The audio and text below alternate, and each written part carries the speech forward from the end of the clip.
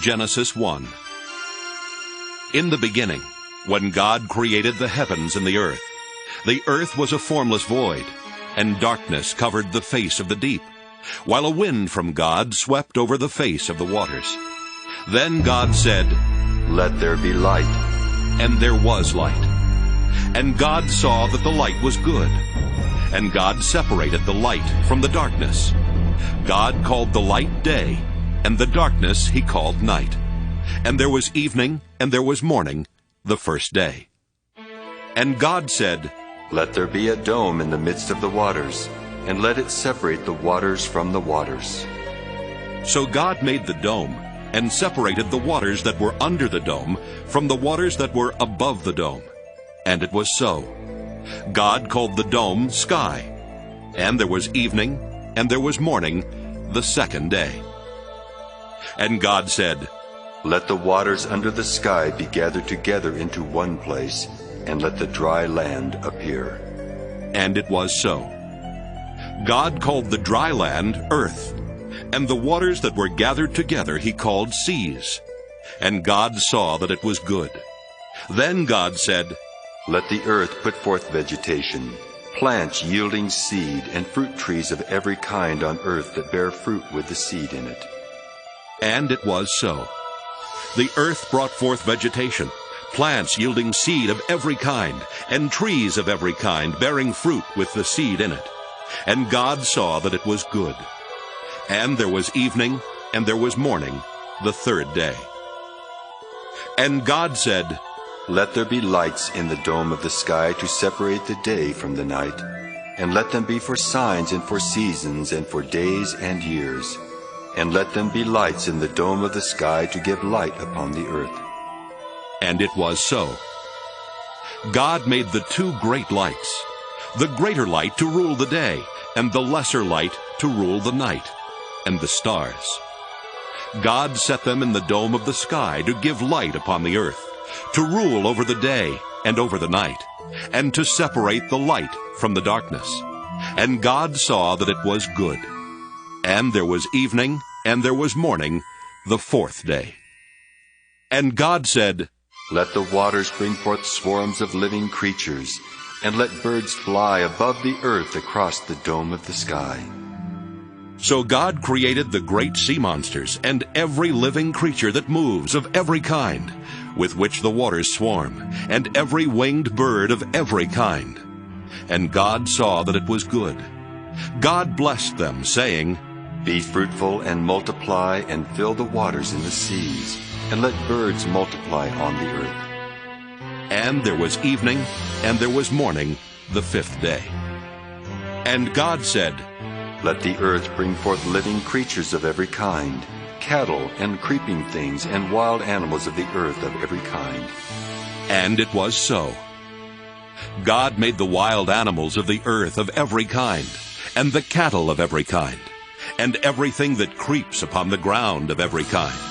And God saw that it was good. Then God said, "Let us make humankind in our image, according to our likeness. And let them have dominion over the fish of the sea, and over the birds of the air, and over the cattle, and over all the wild animals of the earth, and over every creeping thing that creeps upon the earth." So God created humankind in his image. In the image of God he created them. Male and female he created them. God blessed them, and God said to them, "Be fruitful and multiply, and fill the earth and subdue it, and have dominion over the fish of the sea, and over the birds of the air, and over every living thing that moves upon the earth." God said, "See, I have given you every plant yielding seed that is upon the face of all the earth, and every tree with seed in its fruit. You shall have them for food. And to every beast of the earth, and to every bird of the air, and to everything that creeps on the earth, everything that has breath of life, I have given every green plant for food." And it was so. God saw everything that he had made, and indeed it was very good. And there was evening, and there was morning, the sixth day. Genesis 2. Thus the heavens and the earth were finished, and all their multitude. And on the seventh day God finished the work that he had done, and he rested on the seventh day from all the work that he had done. So God blessed the seventh day and hallowed it, because on it God rested from all the work that he had done in creation. These are the generations of the heavens and the earth when they were created. In the day that the Lord God made the earth and the heavens, when no plant of the field was yet in the earth, and no herb of the field had yet sprung up, for the Lord God had not caused it to rain upon the earth, and there was no one to till the ground. But a stream would rise from the earth, and water the whole face of the ground. Then the Lord God formed man from the dust of the ground, and breathed into his nostrils the breath of life. And the man became a living being. And the Lord God planted a garden in Eden, in the east, and there he put the man whom he had formed. Out of the ground that the Lord God made to grow every tree that is pleasant to the sight and good for food, the tree of life also in the midst of the garden, and the tree of the knowledge of good and evil. A river flows out of Eden to water the garden, and from there it divides and becomes 4 branches. The name of the first is Pishon. It is the one that flows around the whole land of Havilah, where there is gold. And the gold of that land is good. Bdellium and onyx stone are there. The name of the second river is Gihon. It is the one that flows around the whole land of Cush. The name of the third river is Tigris, which flows east of Assyria. And the fourth river is the Euphrates. The Lord God took the man and put him in the garden of Eden to till it and keep it. And the Lord God commanded the man, You may freely eat of every tree of the garden, but of the tree of the knowledge of good and evil you shall not eat. For in the day that you eat of it, you shall die. Then the Lord God said, It is not good that the man should be alone. I will make him a helper as his partner. So out of the ground the Lord God formed every animal of the field and every bird of the air, and brought them to the man to see what he would call them. And whatever the man called every living creature, that was its name. The man gave names to all cattle, and to the birds of the air, and to every animal of the field. But for the man there was not found a helper as his partner. So the Lord God caused a deep sleep to fall upon the man, and he slept. Then he took one of his ribs and closed up its place with flesh. And the rib that the Lord God had taken from the man he made into a woman, and brought her to the man. Then the man said, This at last is bone of my bones, and flesh of my flesh. This one shall be called woman, for out of man this one was taken. Therefore a man leaves his father and his mother, and clings to his wife, and they become one flesh. And the man and his wife were both naked, and were not ashamed. Genesis 3. Now the serpent was more crafty than any other wild animal that the Lord God had made. He said to the woman, Did God say, You shall not eat from any tree in the garden? The woman said to the serpent, We may eat of the fruit of the trees in the garden, but God said, You shall not eat of the fruit of the tree that is in the middle of the garden, nor shall you touch it, or you shall die. But the serpent said to the woman, You will not die, for God knows that when you eat of it, your eyes will be opened, and you will be like God, knowing good and evil. So when the woman saw that the tree was good for food, and that it was a delight to the eyes, and that the tree was to be desired to make one wise, she took of its fruit and ate. And she also gave some to her husband, who was with her, and he ate. Then the eyes of both were opened, and they knew that they were naked.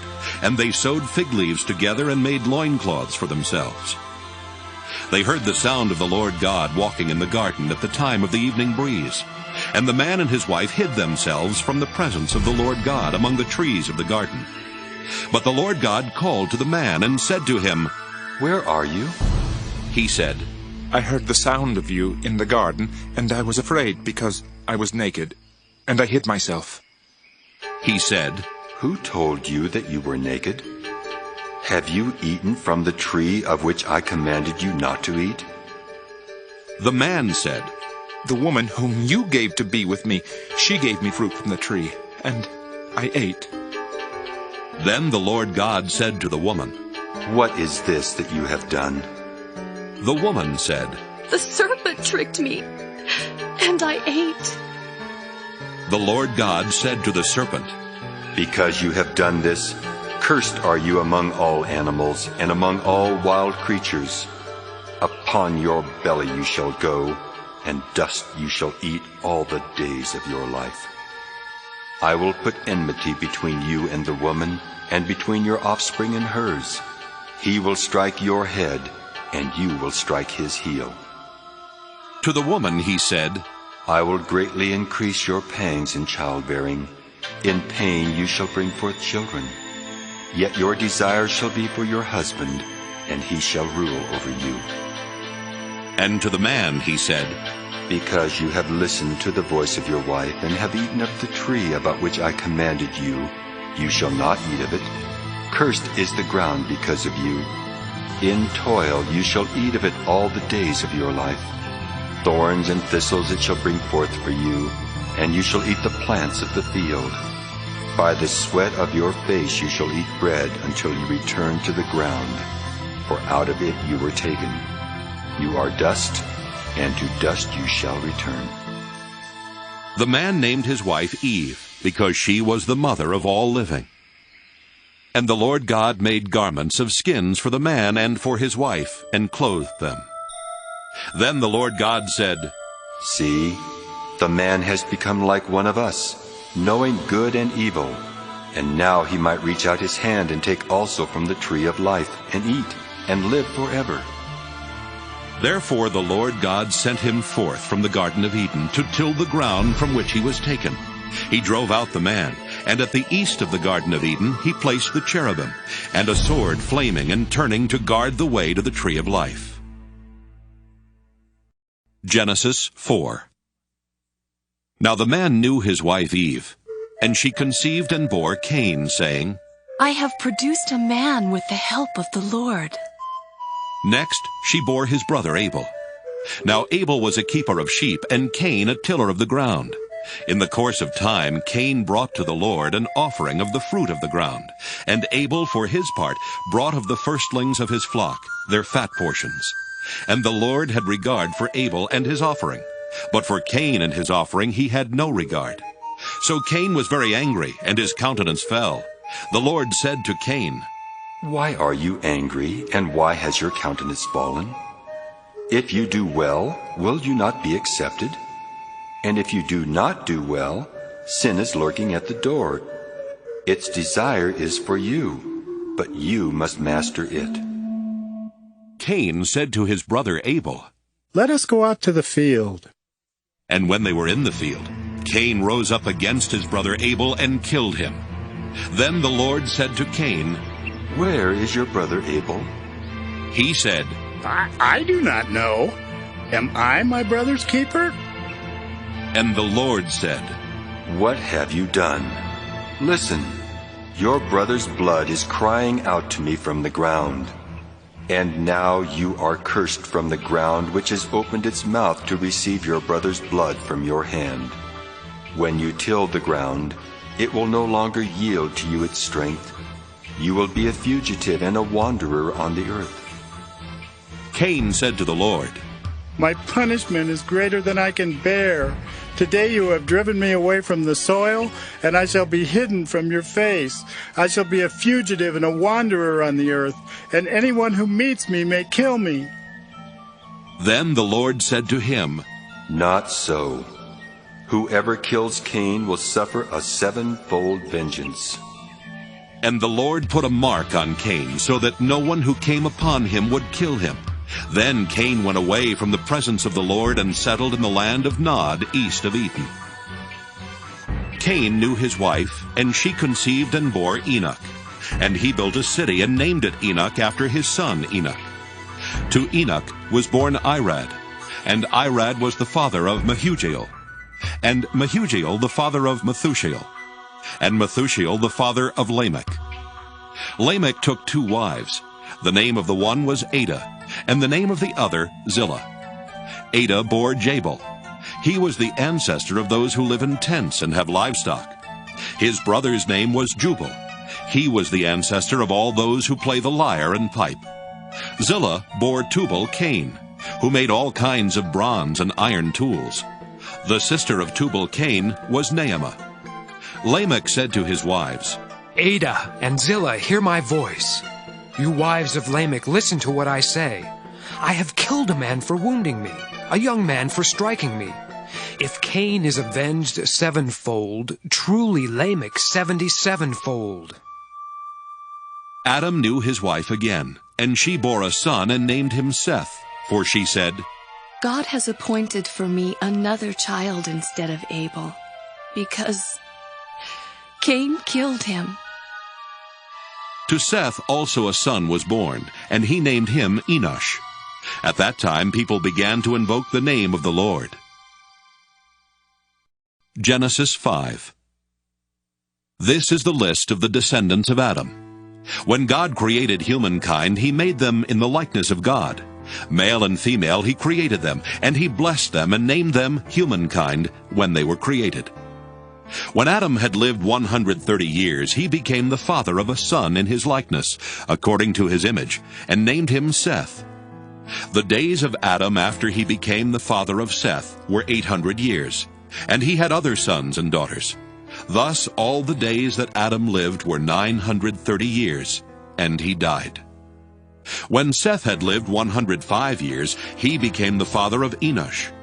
Seth lived after the birth of Enosh 807 years, and had other sons and daughters.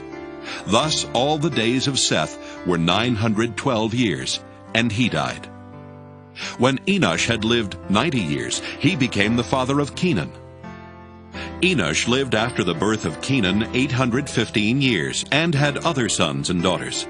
Thus all the days of Enosh were 905 years, and he died. When Kenan had lived 70 years, he became the father of Mahalalel. Kenan lived after the birth of Mahalalel 840 years, and had other sons and daughters.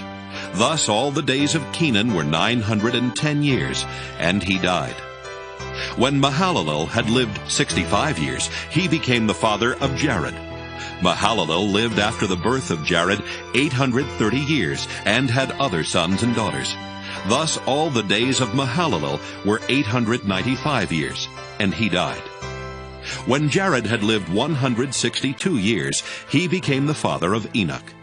Jared lived after the birth of Enoch 800 years, and had other sons and daughters. Thus all the days of Jared were 962 years, and he died. When Enoch had lived 65 years, he became the father of Methuselah. Enoch walked with God after the birth of Methuselah 300 years, and had other sons and daughters. Thus all the days of Enoch were 365 years. Enoch walked with God, then he was no more, because God took him. When Methuselah had lived 187 years, he became the father of Lamech. Methuselah lived after the birth of Lamech 782 years, and had other sons and daughters. Thus all the days of Methuselah were 969 years, and he died. When Lamech had lived 182 years, he became the father of a son. He named him Noah, saying, Out of the ground that the Lord has cursed, this one shall bring us relief from our work and from the toil of our hands. Lamech lived after the birth of Noah 595 years, and had other sons and daughters. Thus all the days of Lamech were 777 years, and he died. After Noah was 500 years old, Noah became the father of Shem, Ham, and Japheth. Genesis 6. When people began to multiply on the face of the ground, and daughters were born to them, the sons of God saw that they were fair, and they took wives for themselves of all that they chose. Then the Lord said, My spirit shall not abide in mortals forever, for they are flesh. Their days shall be 120 years. The Nephilim were on the earth in those days, and also afterward, when the sons of God went in to the daughters of humans who bore children to them. These were the heroes that were of old, warriors of renown. The Lord saw that the wickedness of humankind was great in the earth, and that every inclination of the thoughts of their hearts was only evil continually. And the Lord was sorry that he had made humankind on the earth, and it grieved him to his heart. So the Lord said, I will blot out from the earth the human beings I have created, people, together with animals and creeping things and birds of the air, for I am sorry that I have made them. But Noah found favor in the sight of the Lord. These are the descendants of Noah. Noah was a righteous man, blameless in his generation.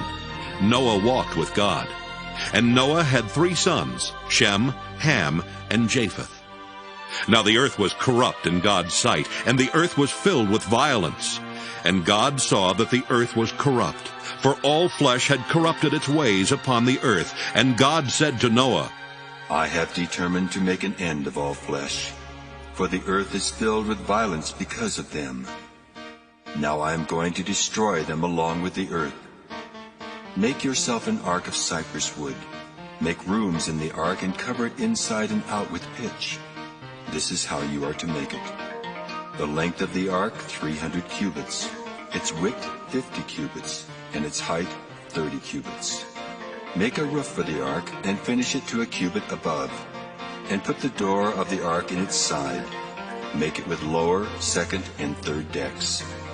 For my part, I am going to bring a flood of waters on the earth, to destroy from under heaven all flesh in which is the breath of life. Everything that is on the earth shall die. But I will establish my covenant with you, and you shall come into the ark, you, your sons, your wife, and your sons' wives with you. And of every living thing of all flesh you shall bring 2 of every kind into the ark, to keep them alive with you. They shall be male and female. Of the birds according to their kinds, and of the animals according to their kinds, of every creeping thing of the ground according to its kind. 2 of every kind shall come into you to keep them alive. Also take with you every kind of food that is eaten, and store it up, and it shall serve as food for you and for them. Noah did this. He did all that God commanded him. Genesis 7. Then the Lord said to Noah, Go into the ark, you and all your household, for I have seen that you alone are righteous before me in this generation. Take with you 7 pairs of all clean animals, the male and its mate, and a pair of the animals that are not clean, the male and its mate, and 7 pairs of the birds of the air also, male and female, to keep their kind alive on the face of all the earth. For in 7 days I will send rain on the earth for 40 days and 40 nights, and every living thing that I have made I will blot out from the face of the ground. And Noah did all that the Lord had commanded him. Noah was 600 years old when the flood of waters came on the earth, and Noah with his sons and his wife and his sons' wives went into the ark to escape the waters of the flood. Of clean animals, and of animals that are not clean, and of birds, and of everything that creeps on the ground, 2 and 2, male and female, went into the ark with Noah, as God had commanded Noah.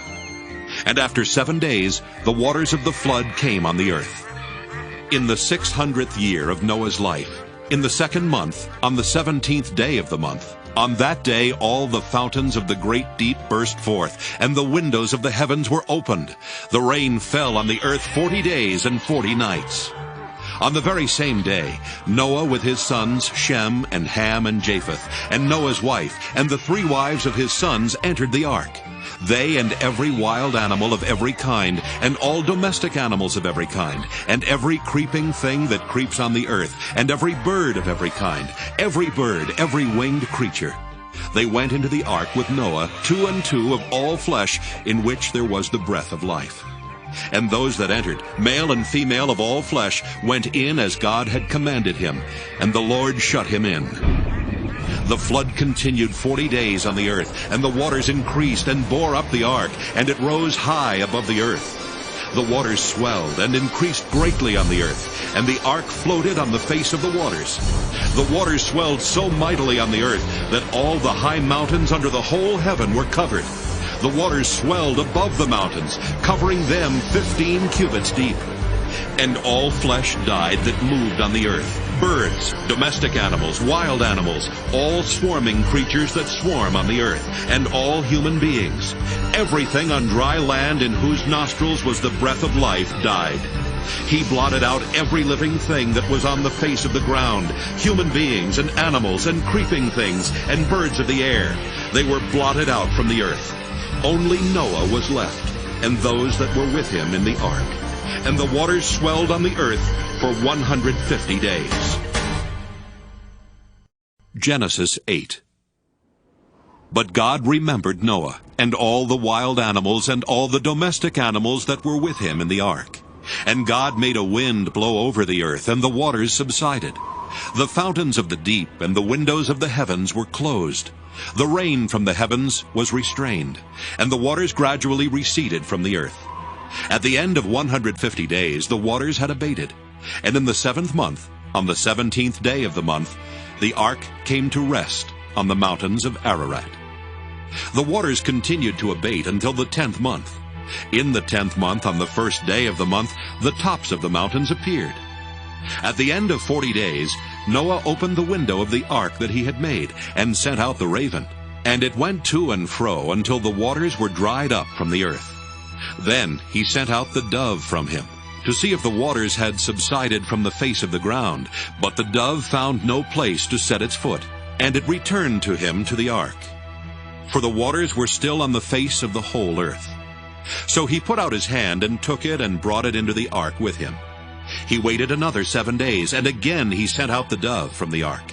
And the dove came back to him in the evening, and there in its beak was a freshly plucked olive leaf. So Noah knew that the waters had subsided from the earth.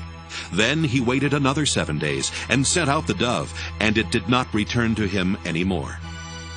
In the 601st year, in the 1st month, the 1st day of the month, the waters were dried up from the earth. And Noah removed the covering of the ark, and looked, and saw that the face of the ground was drying. In the 2nd month, on the 27th day of the month, the earth was dry. Then God said to Noah, Go out of the ark, you and your wife and your sons and your sons' wives with you. Bring out with you every living thing that is with you of all flesh, birds and animals and every creeping thing that creeps on the earth, so that they may abound on the earth and be fruitful and multiply on the earth. So Noah went out with his sons and his wife and his sons' wives, and every animal, every creeping thing, and every bird, everything that moves on the earth, went out of the ark by families. Then Noah built an altar to the Lord, and took of every clean animal and of every clean bird, and offered burnt offerings on the altar. And when the Lord smelled the pleasing odor, the Lord said in his heart, I will never again curse the ground because of humankind. For the inclination of the human heart is evil from youth. Nor will I ever again destroy every living creature as I have done. As long as the earth endures, seed time and harvest, cold and heat, summer and winter, day and night shall not cease. Genesis 9. God blessed Noah and his sons, and said to them, Be fruitful and multiply and fill the earth.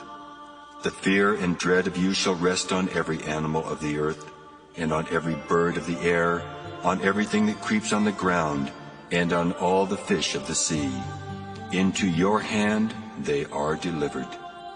Every moving thing that lives shall be food for you, and just as I gave you the green plants, I give you everything. Only you shall not eat flesh with its life, that is, its blood. For your own lifeblood I will surely require a reckoning. From every animal I will require it, and from human beings. Each one for the blood of another I will require a reckoning for human life. Whoever sheds the blood of a human, by a human shall that person's blood be shed. For in his own image God made humankind. And you, be fruitful and multiply, abound on the earth and multiply in it.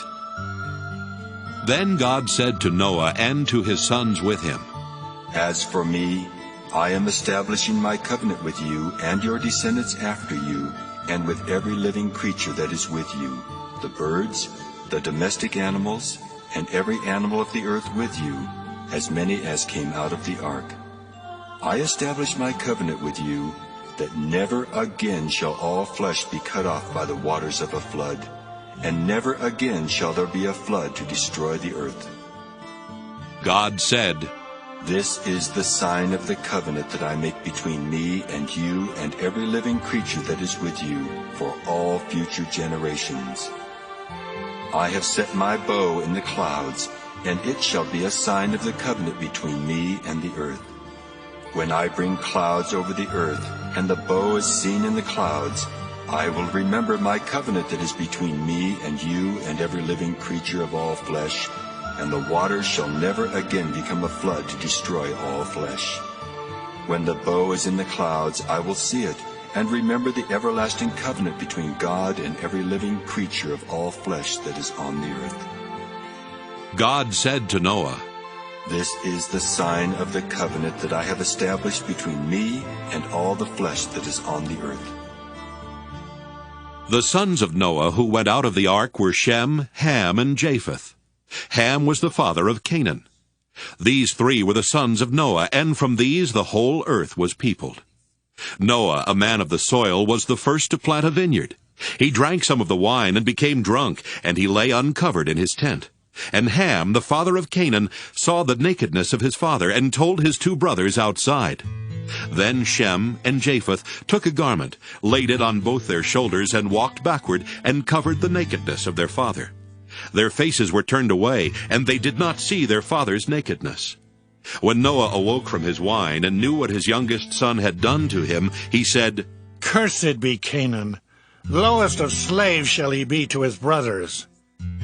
He also said, Blessed by the Lord my God be Shem, and let Canaan be his slave. May God make space for Japheth, and let him live in the tents of Shem, and let Canaan be his slave. After the flood, Noah lived 350 years. All the days of Noah were 950 years, and he died. Genesis 10. These are the descendants of Noah's sons, Shem, Ham, and Japheth. Children were born to them after the flood. The descendants of Japheth, Gomer, Magog, Madai, Javan, Tubal, Meshech, and Tyrus. The descendants of Gomer, Ashkenaz, Riphath, and Togarmah. The descendants of Javan, Elisha, Tarshish, Kittim, and Rodanim. From these the coastland peoples spread. These are the descendants of Japheth in their lands with their own language, by their families in their nations. The descendants of Ham, Cush, Egypt, Put, and Canaan. The descendants of Cush, Seba, Havilah, Sabta, Raamah, and Sabteka. The descendants of Raamah, Sheba, and Dedan. Cush became the father of Nimrod. He was the first on earth to become a mighty warrior. He was a mighty hunter before the Lord. Therefore it is said, like Nimrod, a mighty hunter before the Lord. The beginning of his kingdom was Babel, Erech, and Akkad, all of them in the land of Shinar. From that land he went into Assyria, and built Nineveh, Rehoboth-ir, Calah, and Resen between Nineveh and Calah, that is the great city. Egypt became the father of Ludum, Anamim, Lehabim, Naphtuhim, Pathrusim, Casluhim, and Caphtorim, from which the Philistines come. Canaan became the father of Sidon, his firstborn, and Heth, and the Jebusites, the Amorites, the Girgashites, the Hivites, the Arkites, the Sinites, the Arvadites, the Zemarites, and the Hamathites. Afterward the families of the Canaanites spread abroad, and the territory of the Canaanites extended from Sidon in the direction of Gerar, as far as Gaza, and in the direction of Sodom, Gomorrah, Admah, and Zeboim, as far as Lasha. These are the descendants of Ham, by their families, their languages, their lands, and their nations. To Shem also, the father of all the children of Eber, the elder brother of Japheth, children were born. The descendants of Shem, Elam, Asher, Arpachshad, Lud, and Aram. The descendants of Aram, Uz, Hul, Gether, and Mash. Arpachshad became the father of Shelah, and Shelah became the father of Eber. To Eber were born 2 sons. The name of the one was Peleg, for in his days the earth was divided, and his brother's name was Joktan. Joktan became the father of Almodad, Sheleph, Hazarmaveth, Jireh, Hadoram, Uzal, Diklah, Obal, Abimael, Sheba, Ophir, Havilah, and Jobab. All these were the descendants of Joktan. The territory in which they lived extended from Mesha in the direction of Sephir, the hill country of the east. These are the descendants of Shem, by their families, their languages, their lands, and their nations. These are the families of Noah's sons, according to their genealogies, in their nations, and from these the nations spread abroad on the earth after the flood. Genesis 11. Now the whole earth had one language and the same words. And as they migrated from the east, they came upon a plain in the land of Shinar and settled there. And they said to one another, Come, let us make bricks and burn them thoroughly. And they had brick for stone and bitumen for mortar. Then they said, Come, let us build ourselves a city and a tower with its top in the heavens, and let us make a name for ourselves. Otherwise we shall be scattered abroad upon the face of the whole earth.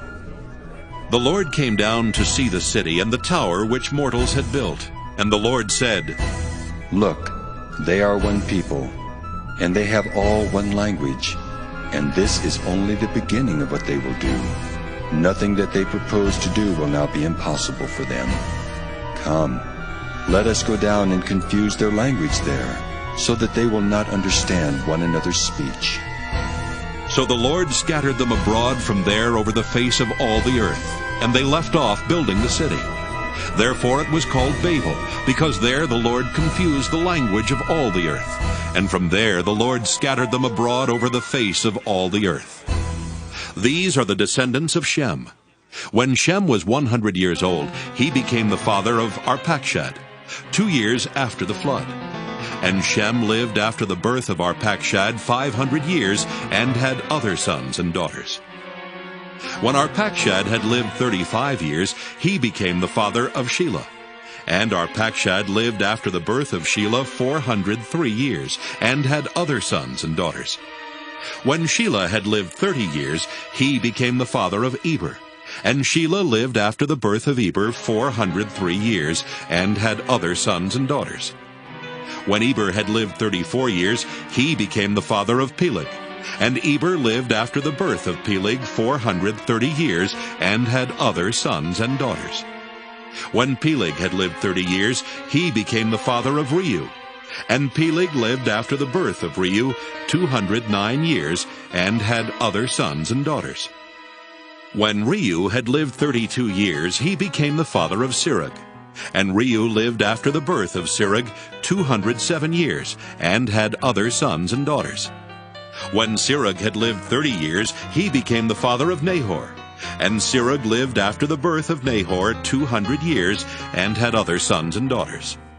When Nahor had lived 29 years, he became the father of Terah.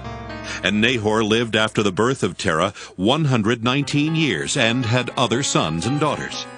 When Terah had lived 70 years, he became the father of Abram, Nahor, and Haran. Now these are the descendants of Terah. Terah was the father of Abram, Nahor, and Haran. And Haran was the father of Lot. Haran died before his father Terah in the land of his birth, in Ur of the Chaldeans. Abram and Nahor took wives. The name of Abram's wife was Sarai, and the name of Nahor's wife was Milcah. She was the daughter of Haran, the father of Milcah and Iscah. Now Sarai was barren. She had no child. Terah took his son Abram and his grandson Lot, son of Haran, and his daughter-in-law Sarai, his son Abram's wife, and they went out together from Ur of the Chaldeans to go into the land of Canaan. But when they came to Haran, they settled there. The days of Terah were 205 years, and Terah died in Haran. Genesis 12. Now the Lord said to Abram, Go from your country and your kindred and your father's house to the land that I will show you. I will make of you a great nation, and I will bless you and make your name great, so that you will be a blessing. I will bless those who bless you, and the one who curses you I will curse. And in you all the families of the earth shall be blessed. So Abram went as the Lord had told him, and Lot went with him. Abram was 75 years old when he departed from Haran. Abram took his wife Sarai and his brother's son Lot, and all the possessions that they had gathered, and the persons whom they had acquired in Haran. And they set forth to go to the land of Canaan. When they had come to the land of Canaan, Abram passed through the land to the place at Shechem, to the oak of Moreh. At that time the Canaanites were in the land. Then the Lord appeared to Abram and said, To your offspring I will give this land. So he built there an altar to the Lord who had appeared to him. From there he moved on to the hill country on the east of Bethel and pitched his tent, with Bethel on the west and Ai on the east. And there he built an altar to the Lord, and invoked the name of the Lord. And Abram journeyed on by stages toward the Negev. Now there was a famine in the land.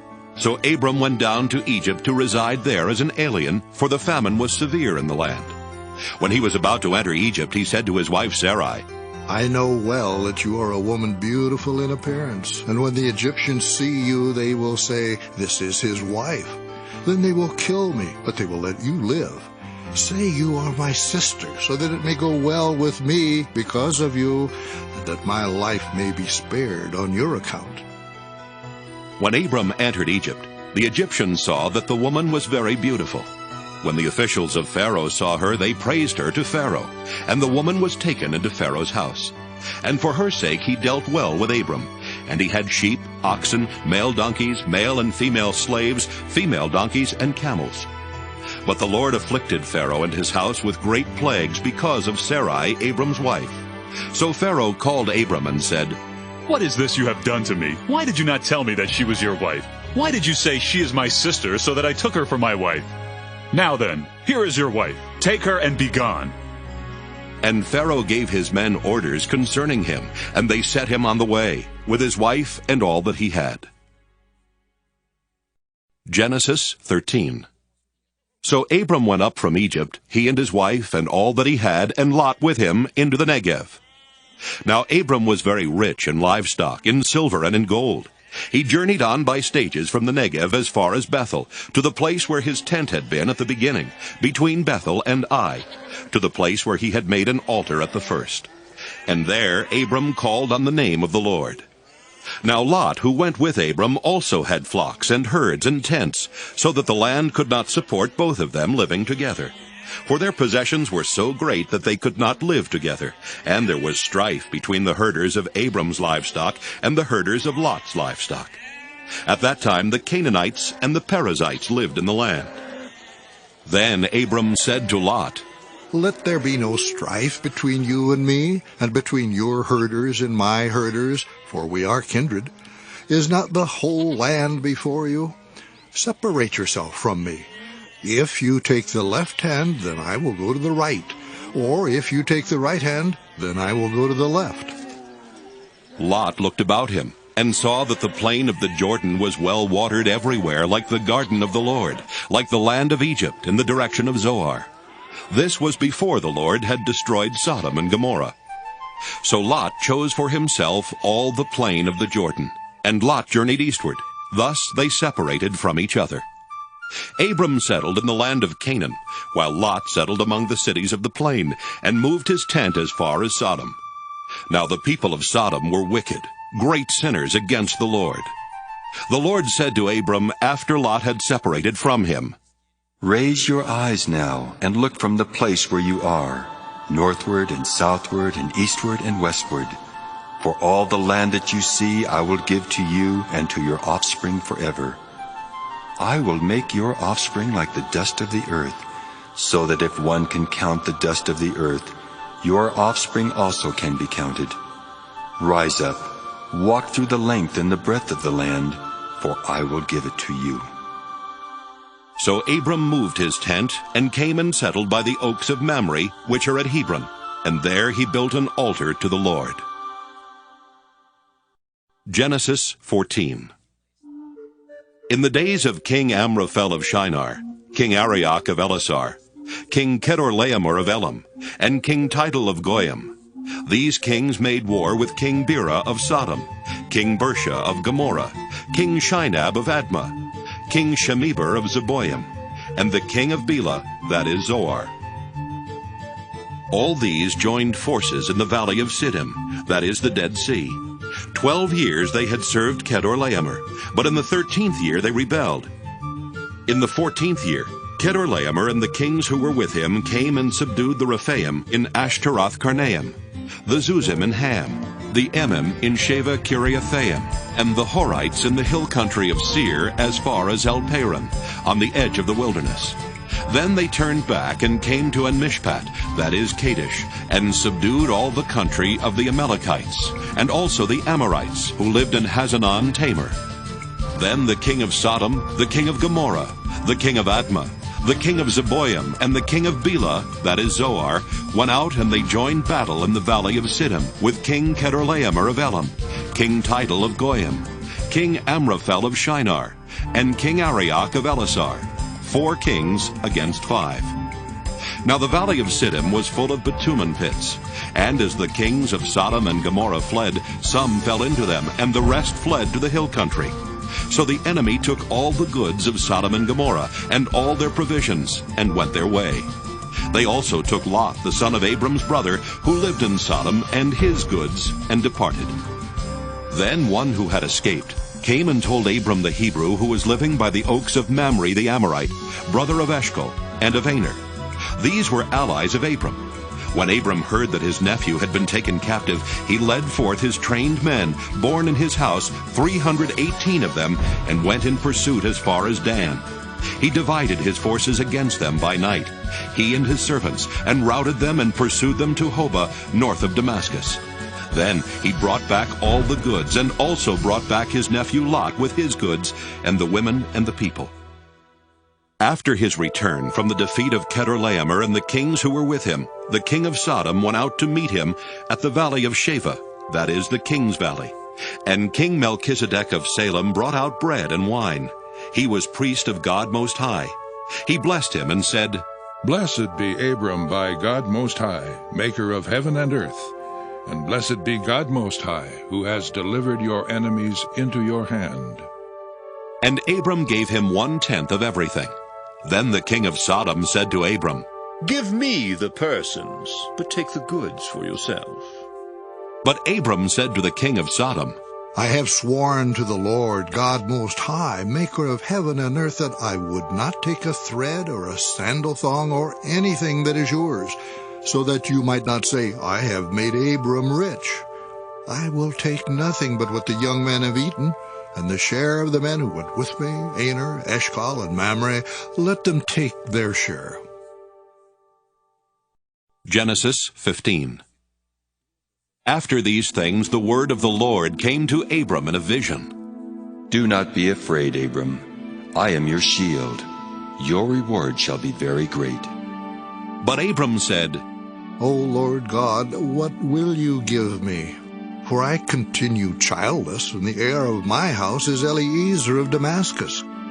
And Abram said, You have given me no offspring, and so a slave born in my house is to be my heir. But the word of the Lord came to him, This man shall not be your heir. No one but your very own issue shall be your heir. He brought him outside and said, Look toward the heaven and count the stars, if you are able to count them. Then he said to him, So shall your descendants be. And he believed the Lord, and the Lord reckoned it to him as righteousness. Then he said to him, I am the Lord, who brought you from Ur of the Chaldeans, to give you this land to possess. But he said, O Lord God, how am I to know that I shall possess it? He said to him, Bring me a heifer 3 years old, a female goat 3 years old, a ram 3 years old, a turtle dove, and a young pigeon.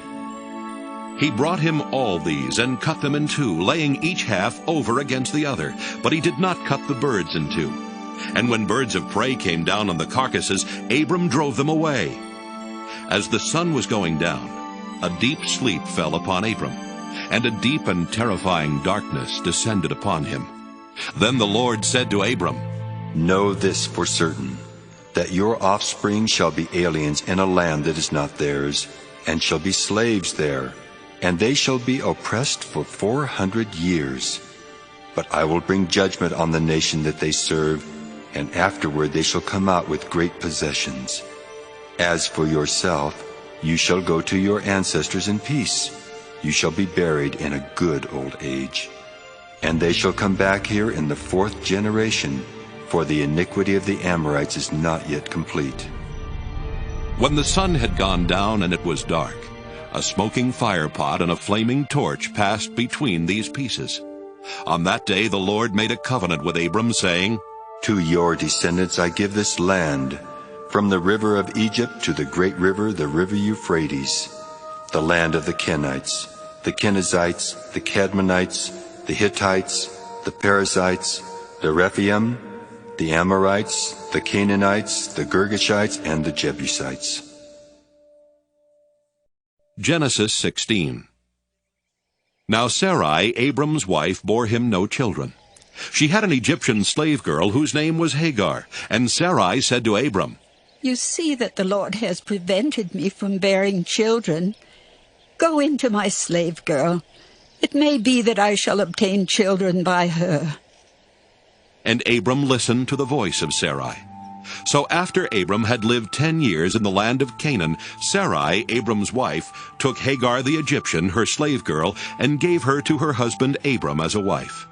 He went in to Hagar, and she conceived.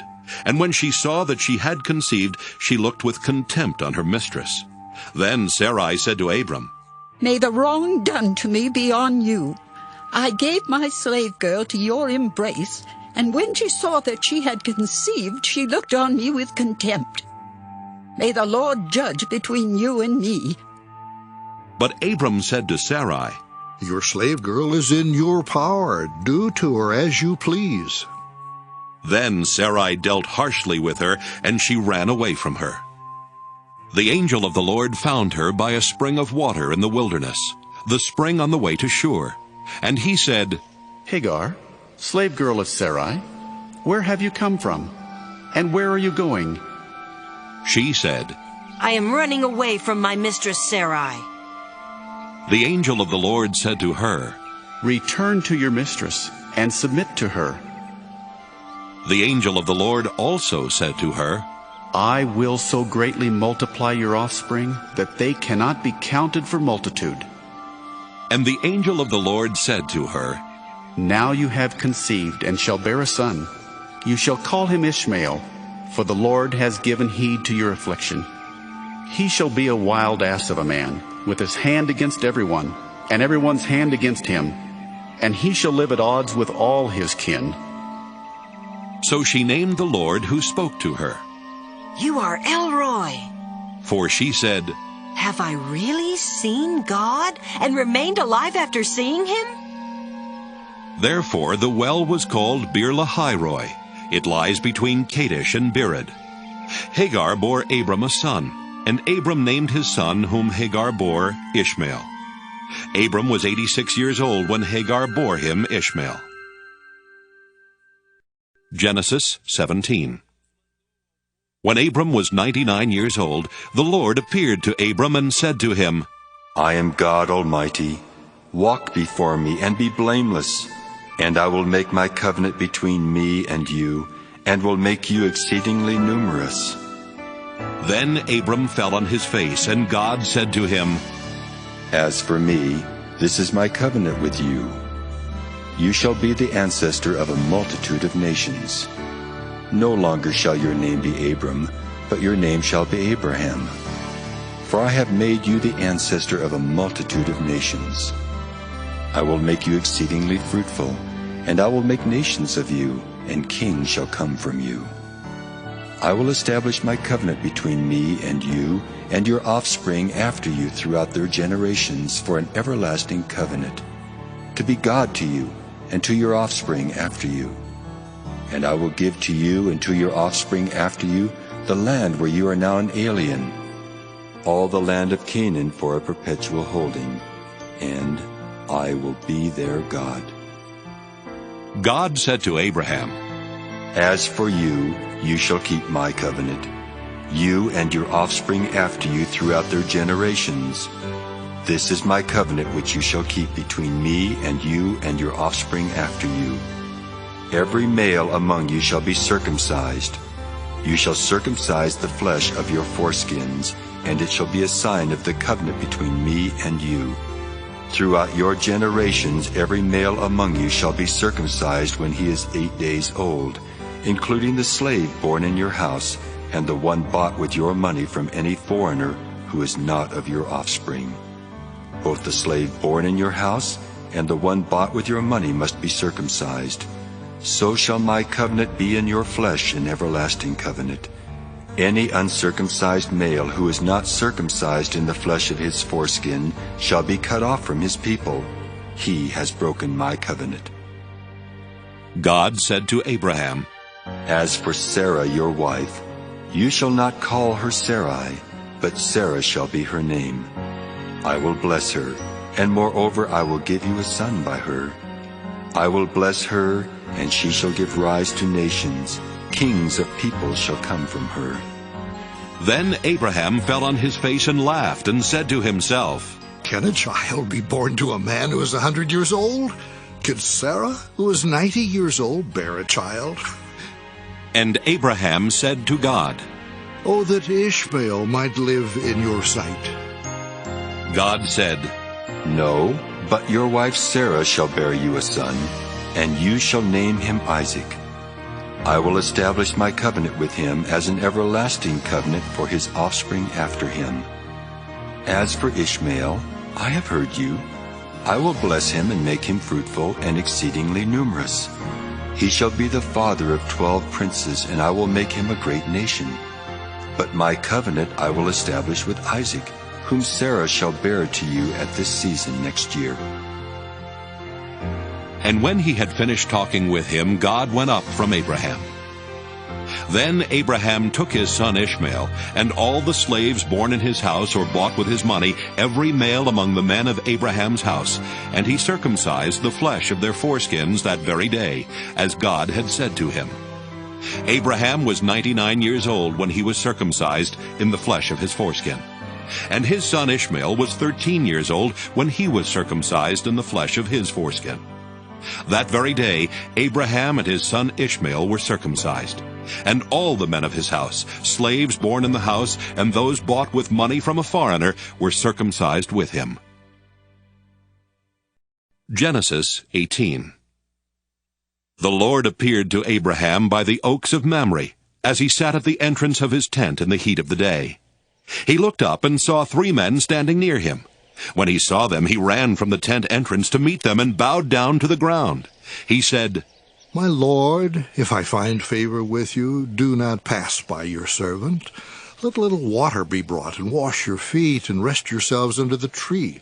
Let me bring a little bread, that you may refresh yourselves, and after that you may pass on, since you have come to your servant. So they said, Do as you have said. And Abraham hastened into the tent to Sarah, and said, Make ready quickly 3 measures of choice flour. Knead it and make cakes. Abraham ran to the herd and took a calf, tender and good, and gave it to the servant who hastened to prepare it. Then he took curds and milk, and the calf that he had prepared, and set it before them, and he stood by them under the tree while they ate. They said to him, Where is your wife Sarah? And he said, There, in the tent. Then one said, I will surely return to you in due season, and your wife Sarah shall have a son. And Sarah was listening at the tent entrance behind him. Now Abraham and Sarah were old, advanced in age. It had ceased to be with Sarah after the manner of women. So Sarah laughed to herself, saying, After I have grown old and my husband is old, shall I have pleasure? The Lord said to Abraham, Why did Sarah laugh and say, Shall I indeed bear a child now that I am old? Is anything too wonderful for the Lord? At the set time I will return to you in due season, and Sarah shall have a son. But Sarah denied, saying, I did not laugh. For she was afraid. He said, Oh, yes, you did laugh. Then the men set out from there, and they looked toward Sodom, and Abraham went with them to set them on their way. The Lord said, Shall I hide from Abraham what I am about to do, seeing that Abraham shall become a great and mighty nation, and all the nations of the earth shall be blessed in him? No, for I have chosen him, that he may charge his children and his household after him to keep the way of the Lord by doing righteousness and justice, so that the Lord may bring about for Abraham what he has promised him. Then the Lord said, How great is the outcry against Sodom and Gomorrah, and how very grave their sin. I must go down and see whether they have done altogether according to the outcry that has come to me, and if not, I will know. So the men turned from there and went toward Sodom, while Abraham remained standing before the Lord. Then Abraham came near and said, Will you indeed sweep away the righteous with the wicked? Suppose there are 50 righteous within the city. Will you then sweep away the place and not forgive it for the 50 righteous who are in it? Far be it from you to do such a thing, to slay the righteous with the wicked, so that the righteous fare as the wicked. Far be that from you. Shall not the judge of all the earth do what is just? And the Lord said, If I find at Sodom 50 righteous in the city, I will forgive the whole place for their sake. Abraham answered, Let me take it upon myself to speak to the Lord, I who am but dust and ashes. Suppose 5 of the 50 righteous are lacking.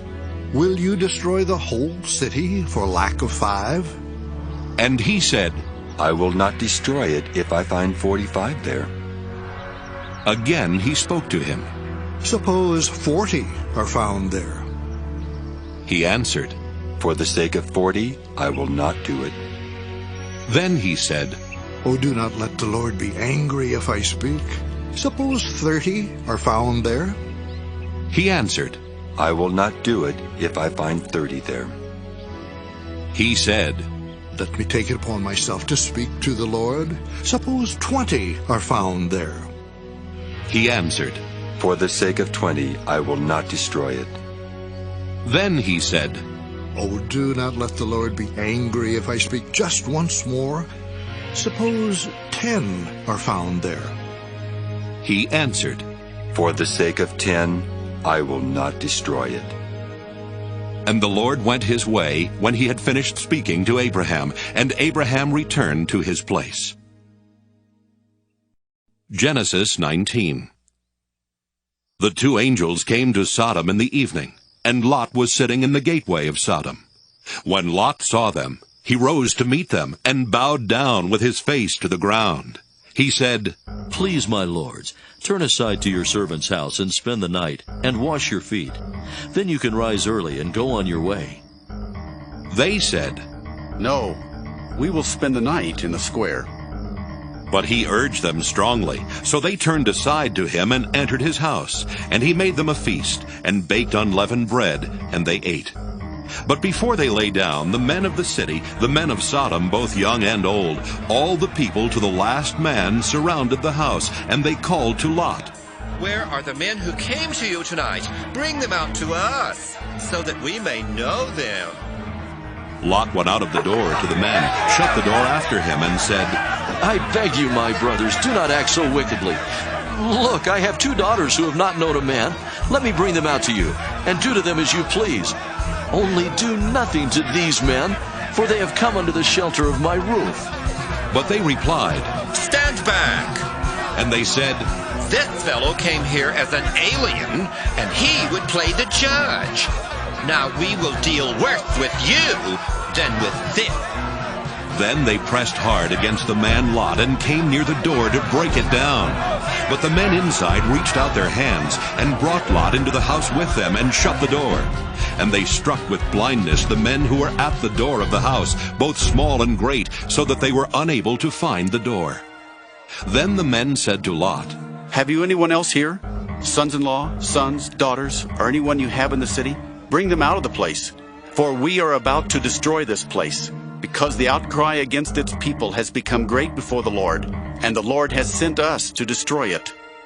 So Lot went out and said to his sons-in-law who were to marry his daughters, "Up, get out of this place, for the Lord is about to destroy the city." But he seemed to his sons-in-law to be jesting.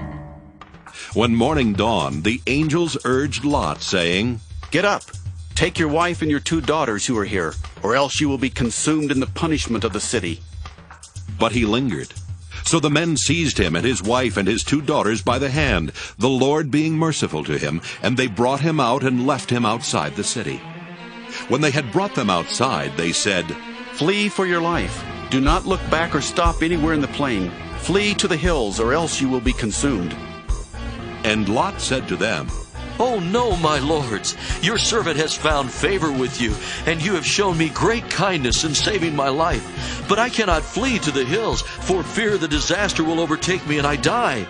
Look, that city is near enough to flee to, and it's a little one. Let me escape there. Is it not a little one? And my life will be saved." He said to him, "Very well. I grant you this favor too, and will not overthrow the city of which you have spoken. Hurry, escape there, for I can do nothing until you arrive there."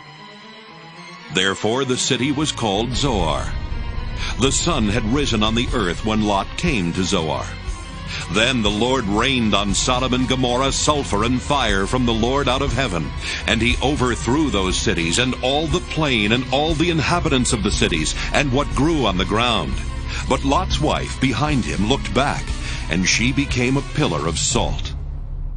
Abraham went early in the morning to the place where he had stood before the Lord.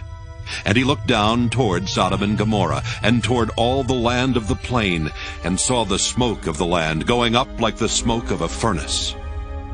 So it was that when God destroyed the cities of the plain, God remembered Abraham, and sent Lot out of the midst of the overthrow, when he overthrew the cities in which Lot had settled. Now Lot went up out of Zoar, and settled in the hills with his 2 daughters, for he was afraid to stay in Zoar. So he lived in a cave with his 2 daughters. And the firstborn said to the younger, "Our father is old, and there is not a man on earth to come in to us after the manner of all the world. Come, let us make our father drink wine, and we will lie with him, so that we may preserve offspring through our father." So they made their father drink wine that night. And the firstborn went in and lay with her father. He did not know when she lay down or when she rose. On the next day the firstborn said to the younger, "Look, I lay last night with my father. Let us make him drink wine tonight also. Then you go in and lie with him, so that we may preserve offspring through our father." So they made their father drink wine that night also. And the younger rose and lay with him. And he did not know when she lay down or when she rose. Thus both the daughters of Lot became pregnant by their father. The firstborn bore a son and named him Moab. He is the ancestor of the Moabites to this day. The younger also bore a son and named him Ben-Ammi. He is the ancestor of the Ammonites to this day. Genesis 20. From there, Abraham journeyed toward the region of the Negev and settled between Kadesh and Shur. While residing in Gerar as an alien, Abraham said of his wife Sarah, "She is my sister." And King Abimelech of Gerar sent and took Sarah. But God came to Abimelech in a dream by night and said to him, "You are about to die because of the woman whom you have taken, for she is a married woman." Now Abimelech had not approached her, so he said, "Lord, will you destroy an innocent people? Did he not himself say to me, 'She is my sister'? And she herself said, 'He is my brother.' I did this in the integrity of my heart and the innocence of my hands." Then God said to him in the dream, Yes, I know that you did this in the integrity of your heart. Furthermore, it was I who kept you from sinning against me. Therefore I did not let you touch her. Now then, return the man's wife, for he is a prophet, and he will pray for you, and you shall live. But if you do not restore her, know that you shall surely die, you and all that are yours. So Abimelech rose early in the morning, and called all his servants, and told them all these things. And the men were very much afraid. Then Abimelech called Abraham, and said to him, What have you done to us? How have I sinned against you, that you have brought such great guilt on me and my kingdom? You have done things to me that ought not to be done. And Abimelech said to Abraham, What were you thinking of, that you did this thing? Abraham said, I did it because I thought there is no fear of God at all in this place, and they will kill me because of my wife. Besides, she is indeed my sister, the daughter of my father, but not the daughter of my mother, and she became my wife. And when God caused me to wander from my father's house, I said to her, This is the kindness you must do me. At every place to which we come, say of me, He is my brother. Then Abimelech took sheep and oxen, and male and female slaves, and gave them to Abraham, and restored his wife Sarah to him. Abimelech said, My land is before you. Settle where it pleases you. To Sarah he said, Look, I have given your brother 1,000 pieces of silver. It is your exoneration before all who are with you. You are completely vindicated. Then Abraham prayed to God, and God healed Abimelech, and also healed his wife and female slaves, so that they bore children. For the Lord had closed fast all the wombs of the house of Abimelech because of Sarah, Abraham's wife. Genesis 21. The Lord dealt with Sarah as he had said, and the Lord did for Sarah as he had promised. Sarah conceived and bore Abraham a son in his old age, at the time of which God had spoken to him. Abraham gave the name Isaac to his son, whom Sarah bore him. And Abraham circumcised his son Isaac when he was 8 days old, as God had commanded him. Abraham was 100 years old when his son Isaac was born to him. Now Sarah said, God has brought laughter for me. Everyone who hears will laugh with me.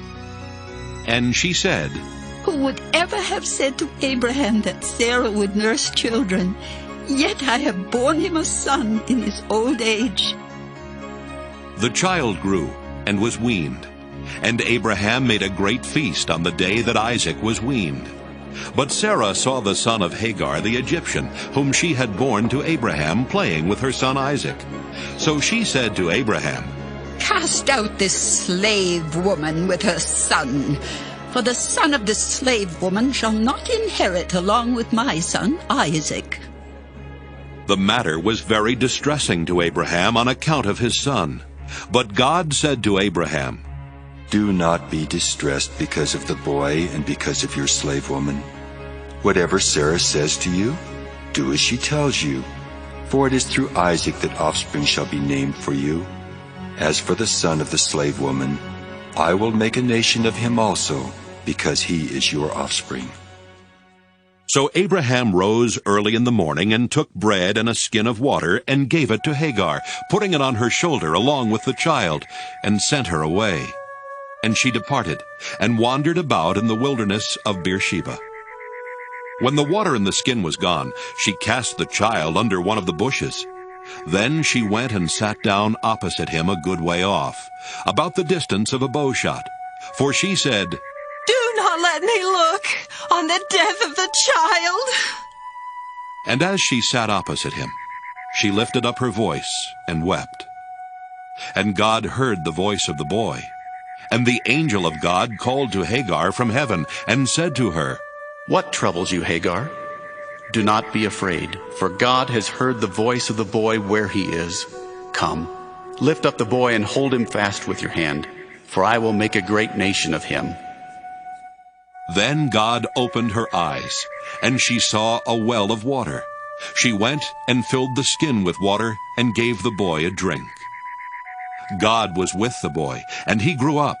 He lived in the wilderness and became an expert with the bow. He lived in the wilderness of Paran, and his mother got a wife for him from the land of Egypt. At that time Abimelech, with Phicol, the commander of his army, said to Abraham, God is with you in all that you do. Now therefore swear to me here by God that you will not deal falsely with me, or with my offspring, or with my posterity. But as I have dealt loyally with you, you will deal with me and with the land where you have resided as an alien. And Abraham said, I swear it. When Abraham complained to Abimelech about a well of water that Abimelech's servants had seized, Abimelech said, I do not know who has done this. You did not tell me, and I have not heard of it until today. So Abraham took sheep and oxen and gave them to Abimelech, and the two men made a covenant. Abraham set apart 7 ewe lambs of the flock, and Abimelech said to Abraham, What is the meaning of these 7 ewe lambs that you have set apart? He said, These 7 ewe lambs you shall accept from my hand, in order that you may be a witness for me that I dug this well. Therefore that place was called Beersheba, because there both of them swore an oath. When they had made a covenant at Beersheba, Abimelech, with Phicol, the commander of his army, left and returned to the land of the Philistines. Abraham planted a tamarisk tree in Beersheba, and called there on the name of the Lord, the everlasting God. And Abraham resided as an alien many days in the land of the Philistines. Genesis 22. After these things God tested Abraham. He said to him, Abraham. And he said, Here I am.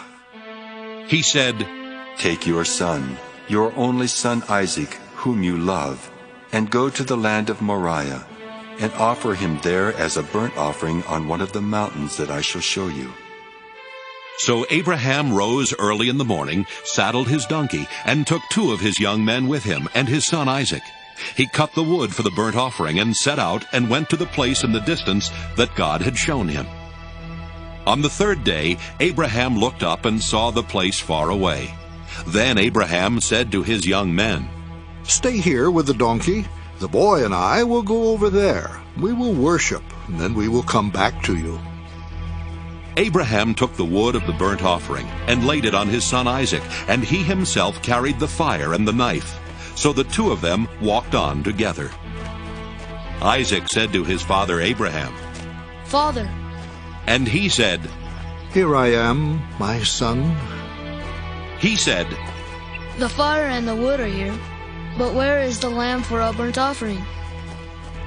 Abraham said, God himself will provide the lamb for a burnt offering, my son. So the 2 of them walked on together. When they came to the place that God had shown him, Abraham built an altar there and laid the wood in order. He bound his son Isaac and laid him on the altar on top of the wood. Then Abraham reached out his hand and took the knife to kill his son. But the angel of the Lord called to him from heaven and said, Abraham, Abraham. And he said, Here I am. He said, Do not lay your hand on the boy, or do anything to him. For now I know that you fear God, since you have not withheld your son, your only son, from me. And Abraham looked up and saw a ram caught in a thicket by its horns. Abraham went and took the ram and offered it up as a burnt offering instead of his son. So Abraham called that place, The Lord Will Provide, as it is said to this day, On the mount of the Lord it shall be provided.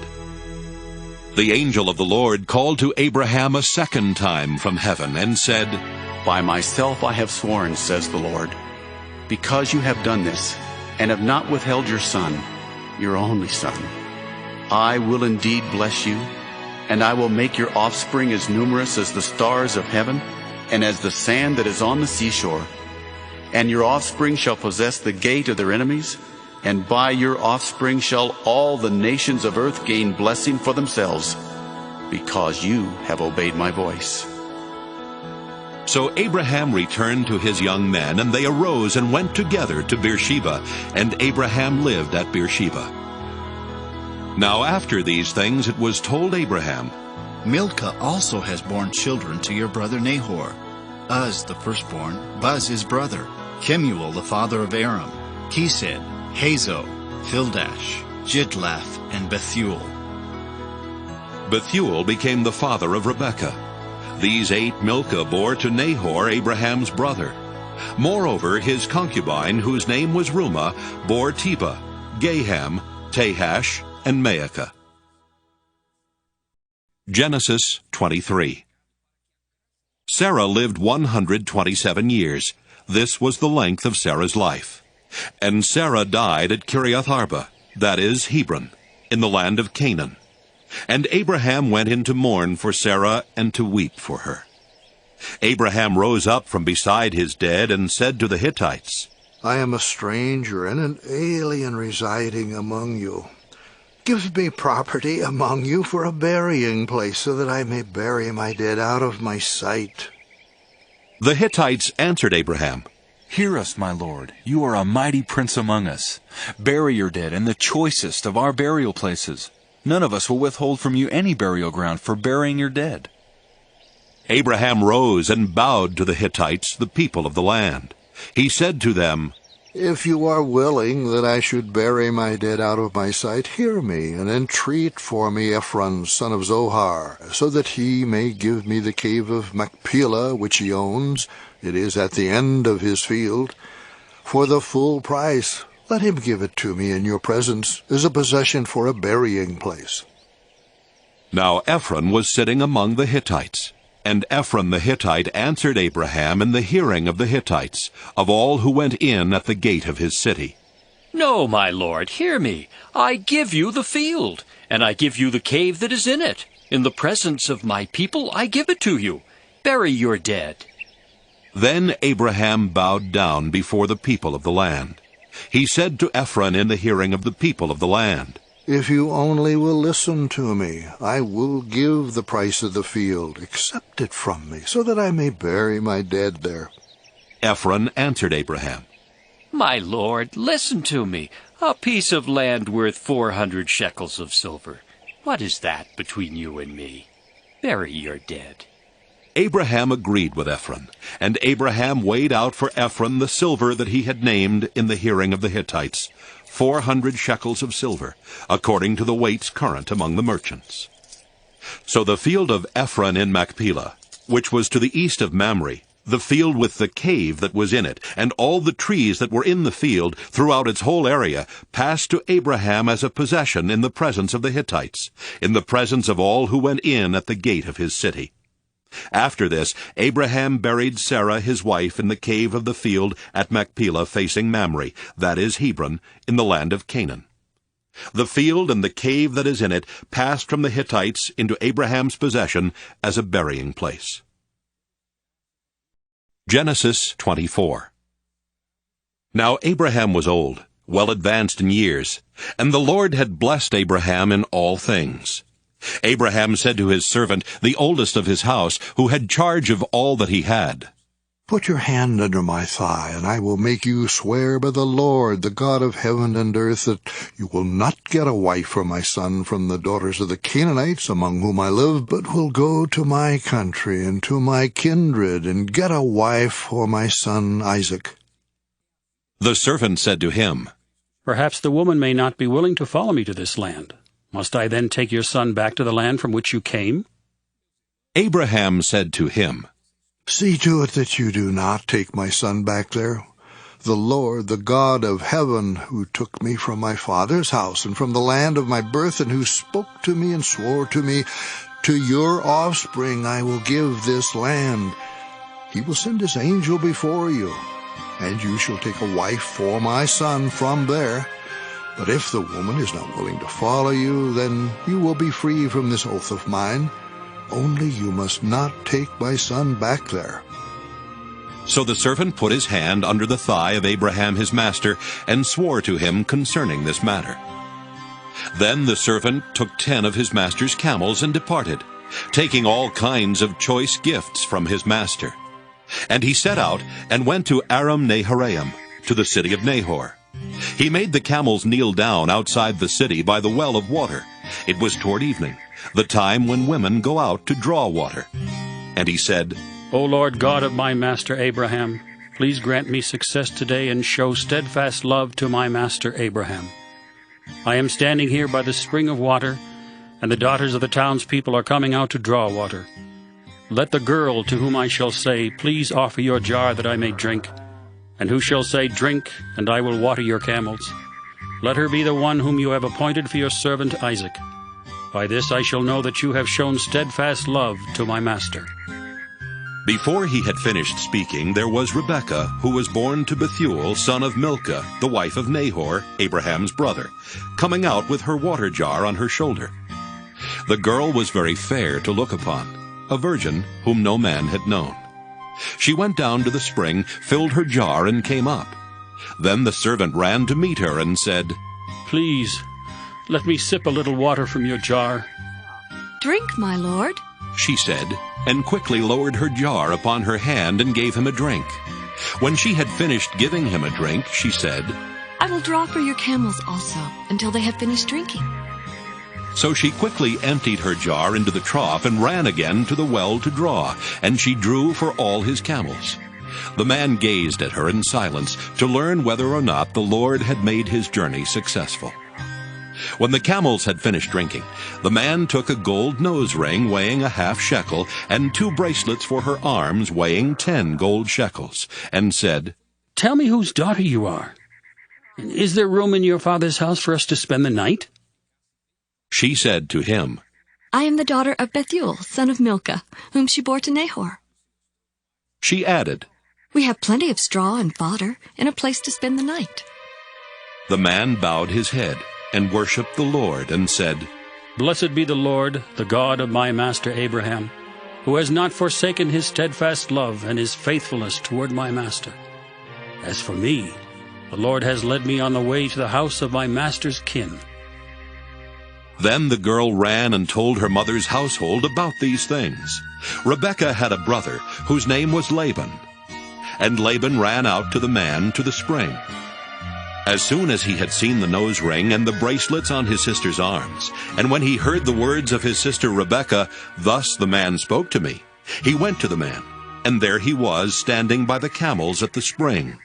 He said, Come in, O blessed of the Lord. Why do you stand outside when I have prepared the house and a place for the camels? So the man came into the house, and Laban unloaded the camels and gave him straw and fodder for the camels, and water to wash his feet, and the feet of the men who were with him. Then food was set before him to eat, but he said, I will not eat until I have told my errand. He said, Speak on. So he said, I am Abraham's servant. The Lord has greatly blessed my master, and he has become wealthy. He has given him flocks and herds, silver and gold, male and female slaves, camels and donkeys. And Sarah, my master's wife, bore a son to my master when she was old. And he has given him all that he has. My master made me swear, saying, You shall not take a wife for my son from the daughters of the Canaanites, in whose land I live. But you shall go to my father's house, to my kindred, and get a wife for my son. I said to my master, Perhaps the woman will not follow me. But he said to me, The Lord before whom I walk will send his angel with you and make your way successful. You shall get a wife from my son, from my kindred, from my father's house. Then you will be free from my oath. When you come to my kindred, even if they will not give her to you, you will be free from my oath. I came today to the spring and said, O Lord, the God of my master Abraham, if now you will only make successful the way I am going. I am standing here by the spring of water. Let the young woman who comes out to draw, to whom I shall say, Please, give me a little water from your jar to drink, and who will say to me, Drink, and I will draw for your camels also. Oh, let her be the woman whom the Lord has appointed for my master's son.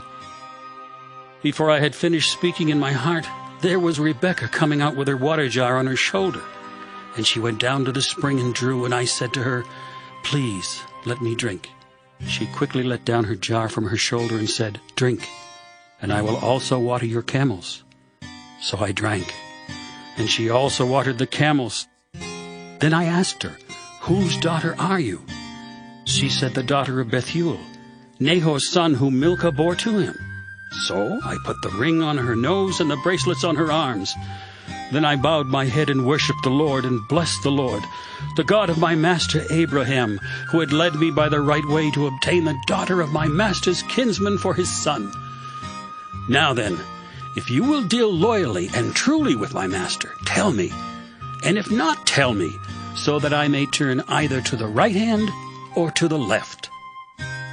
Then Laban and Bethuel answered, "The thing comes from the Lord. We cannot speak to you anything bad or good. Look, Rebekah is before you. Take her and go, and let her be the wife of your master's son, as the Lord has spoken."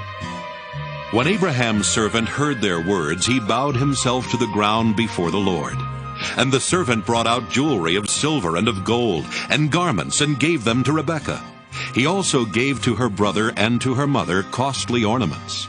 Then he and the men who were with him ate and drank, and they spent the night there. When they rose in the morning, he said, "Send me back to my master." Her brother and her mother said, "Let the girl remain with us a while, at least 10 days. After that she may go." But he said to them, "Do not delay me, since the Lord has made my journey successful. Let me go, that I may go to my master." They said, "We will call the girl and ask her." And they called Rebekah and said to her, "Will you go with this man?" She said, "I will." So they sent away their sister Rebekah and her nurse along with Abraham's servant and his men. And they blessed Rebekah and said to her, "May you, our sister, become thousands of myriads.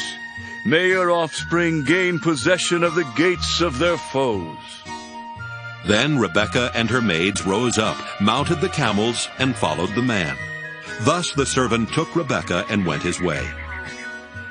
Now Isaac had come from Beer-lahai-roi and was settled in the Negev. Isaac went out in the evening to walk in the field, and looking up he saw camels coming.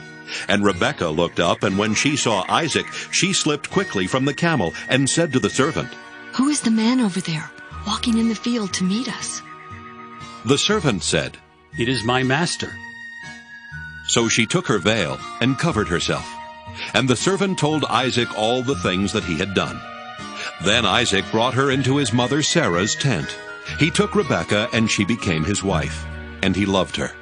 So Isaac was comforted after his mother's death. Genesis 25. Abraham took another wife, whose name was Keturah. She bore him Zimran, Jokshan, Medan, Midian, Ishbak, and Shua.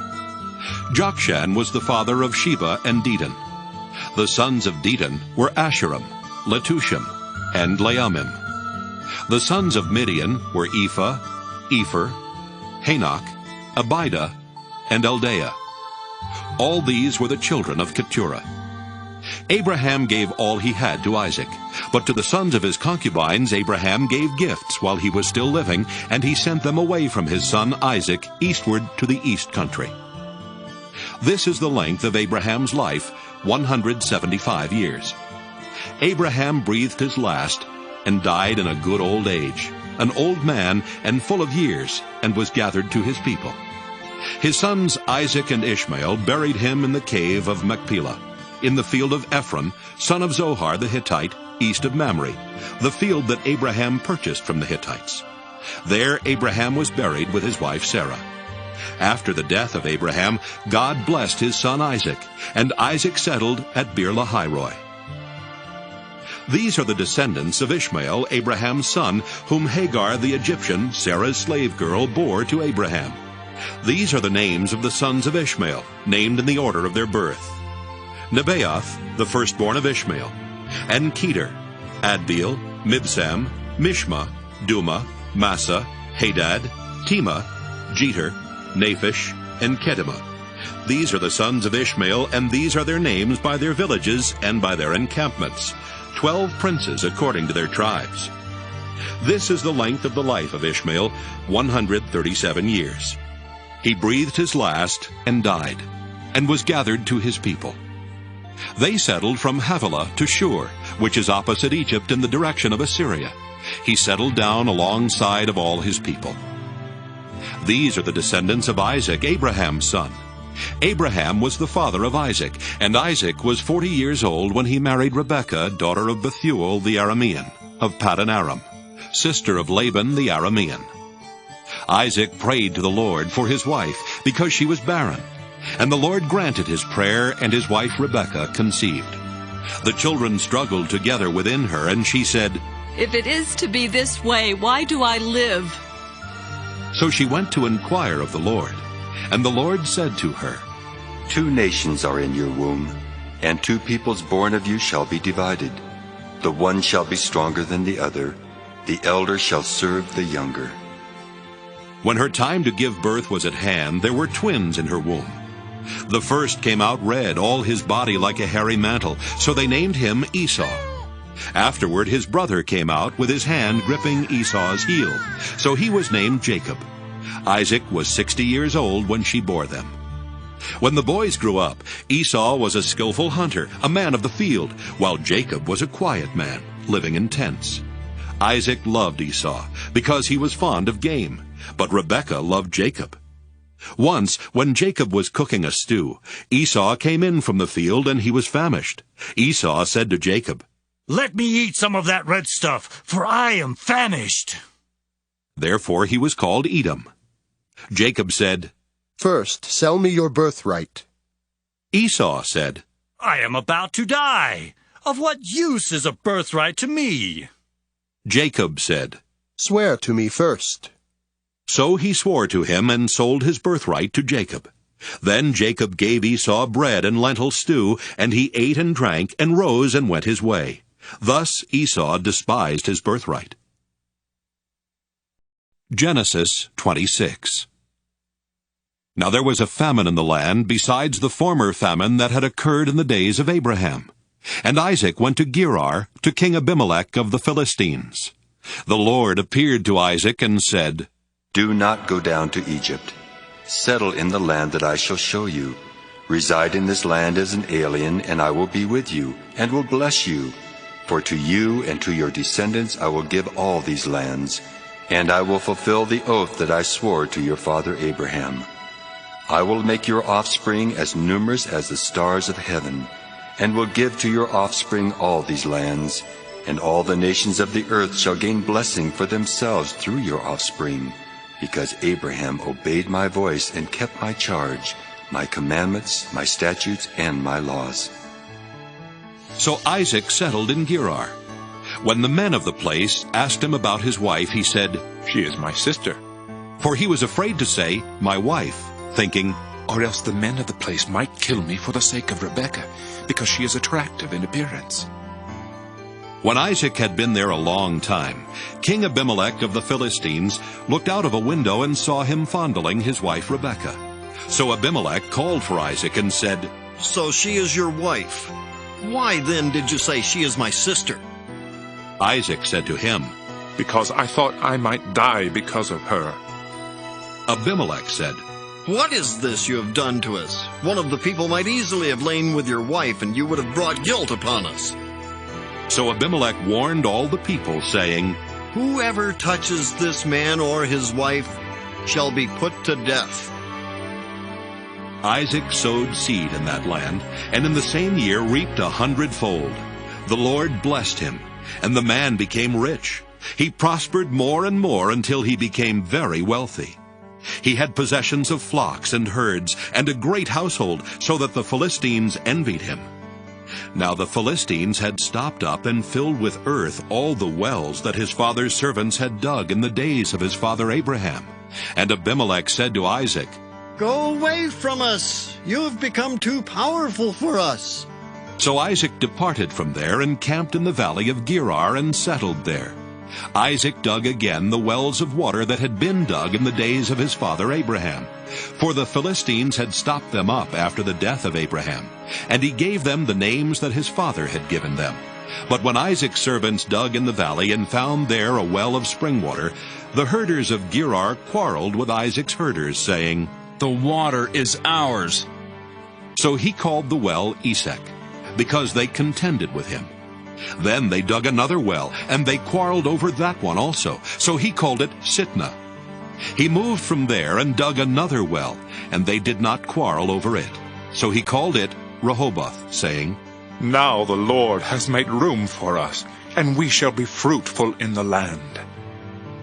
From there he went up to Beersheba, and that very night the Lord appeared to him and said, I am the God of your father Abraham. Do not be afraid, for I am with you and will bless you and make your offspring numerous for my servant Abraham's sake. So he built an altar there, called on the name of the Lord, and pitched his tent there. And there Isaac's servants dug a well. Then Abimelech went to him from Gerar with Ahuzzath his adviser, and Phicol the commander of his army. Isaac said to them, "Why have you come to me, seeing that you hate me and have sent me away from you?" They said, "We see plainly that the Lord has been with you. So we say, let there be an oath between you and us. And let us make a covenant with you, so that you will do us no harm, just as we have not touched you, and have done to you nothing but good, and have sent you away in peace. You are now the blessed of the Lord." So he made them a feast, and they ate and drank. In the morning they rose early and exchanged oaths, and Isaac set them on their way, and they departed from him in peace. That same day Isaac's servants came and told him about the well that they had dug, and said to him, "We have found water." He called it Shibah. Therefore the name of the city is Beersheba to this day. When Esau was 40 years old, he married Judith, daughter of Beeri the Hittite, and Basemath, daughter of Elon the Hittite. And they made life bitter for Isaac and Rebekah. Genesis 27. When Isaac was old and his eyes were dim so that he could not see, he called his elder son Esau and said to him, "My son." And he answered, "Here I am." He said, "See, I am old. I do not know the day of my death. Now then, take your weapons, your quiver, and your bow, and go out to the field and hunt game for me.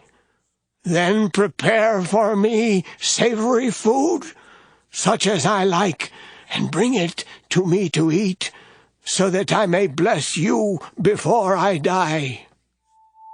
Now Rebekah was listening when Isaac spoke to his son Esau.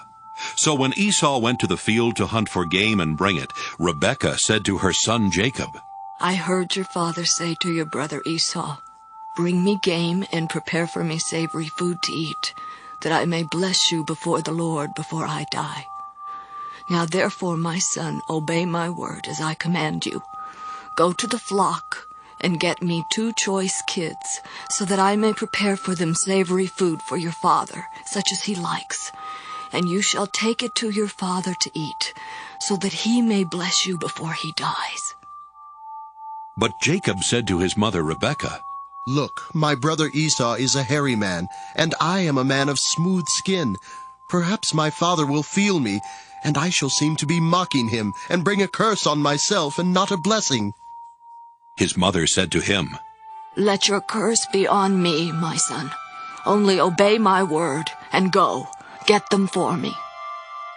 So he went and got them, and brought them to his mother, and his mother prepared savory food such as his father loved. Then Rebekah took the best garments of her elder son Esau, which were with her in the house, and put them on her younger son Jacob. And she put the skins of the kids on his hands, and on the smooth part of his neck. Then she handed the savory food and the bread that she had prepared to her son Jacob. So he went in to his father and said, My father. And he said, Here I am. Who are you, my son? Jacob said to his father, I am Esau, your firstborn. I have done as you told me. Now sit up and eat of my game, so that you may bless me. But Isaac said to his son, "How is it that you have found it so quickly, my son?" He answered, "Because the Lord your God granted me success." Then Isaac said to Jacob, "Come near, that I may feel you, my son, to know whether you are really my son Esau or not." So Jacob went up to his father Isaac, who felt him, and said, "The voice is Jacob's voice, but the hands are the hands of Esau." He did not recognize him, because his hands were hairy like his brother Esau's hands. So he blessed him. He said, "Are you really my son Esau?" He answered, "I am." Then he said, "Bring it to me, that I may eat of my son's game and bless you." So he brought it to him, and he ate. And he brought him wine, and he drank. Then his father Isaac said to him, "Come near and kiss me, my son." So he came near and kissed him. And he smelled the smell of his garments, and blessed him, and said, "Ah, the smell of my son is like the smell of a field that the Lord has blessed. May God give you of the dew of heaven, and of the fatness of the earth, and plenty of grain and wine.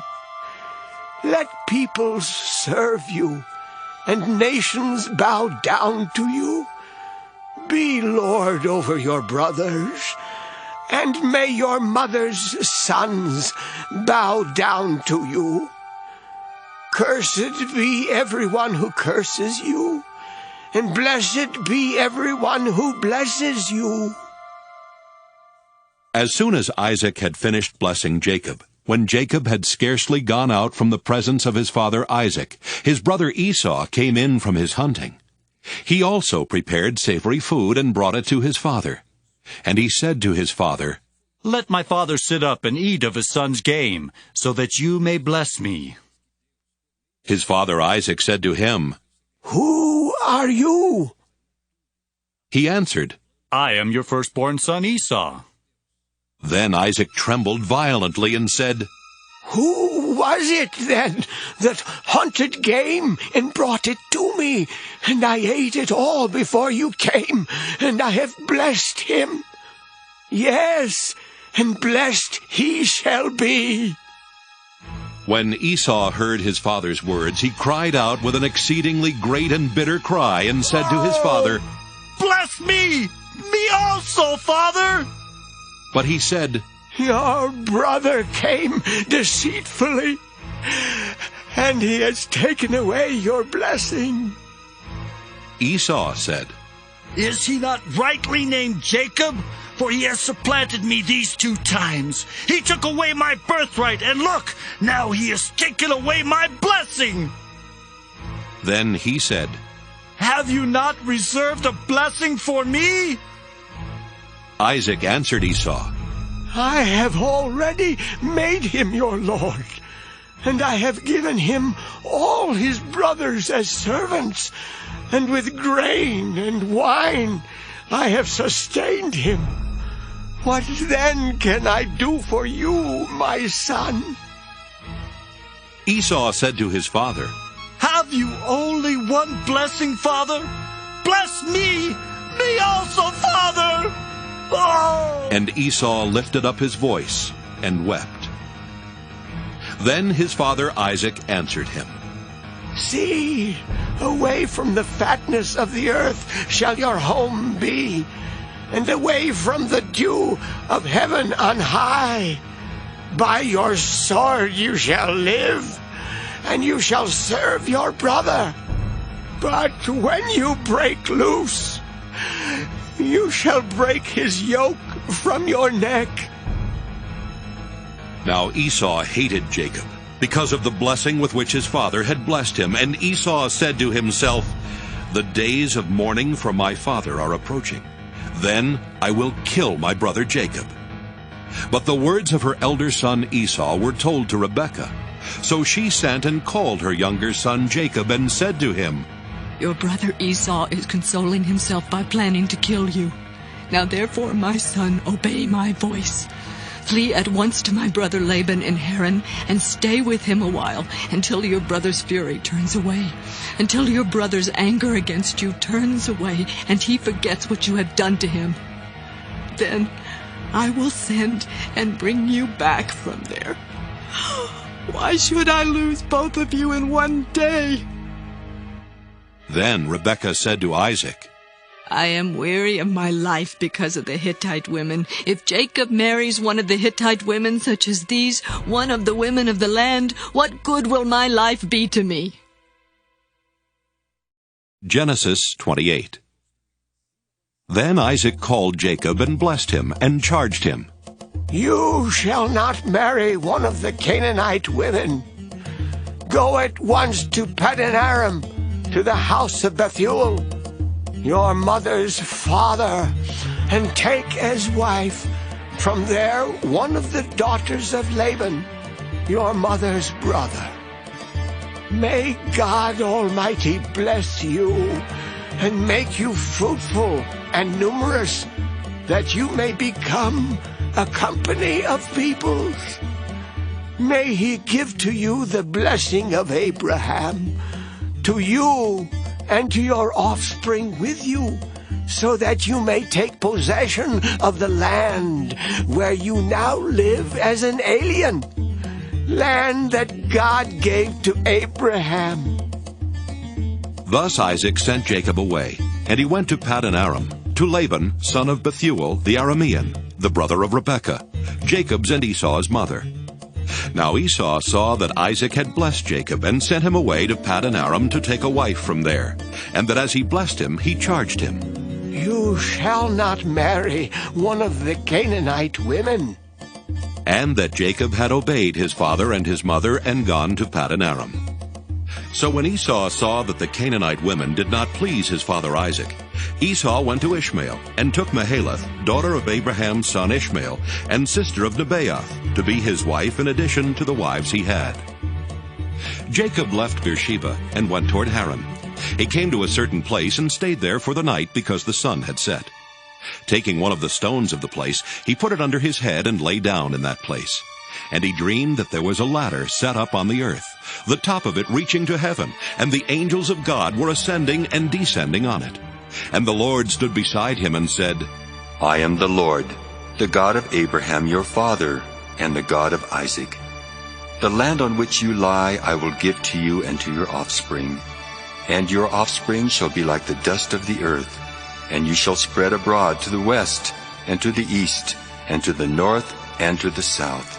And all the families of the earth shall be blessed in you and in your offspring. Know that I am with you, and will keep you wherever you go, and will bring you back to this land. For I will not leave you until I have done what I have promised you.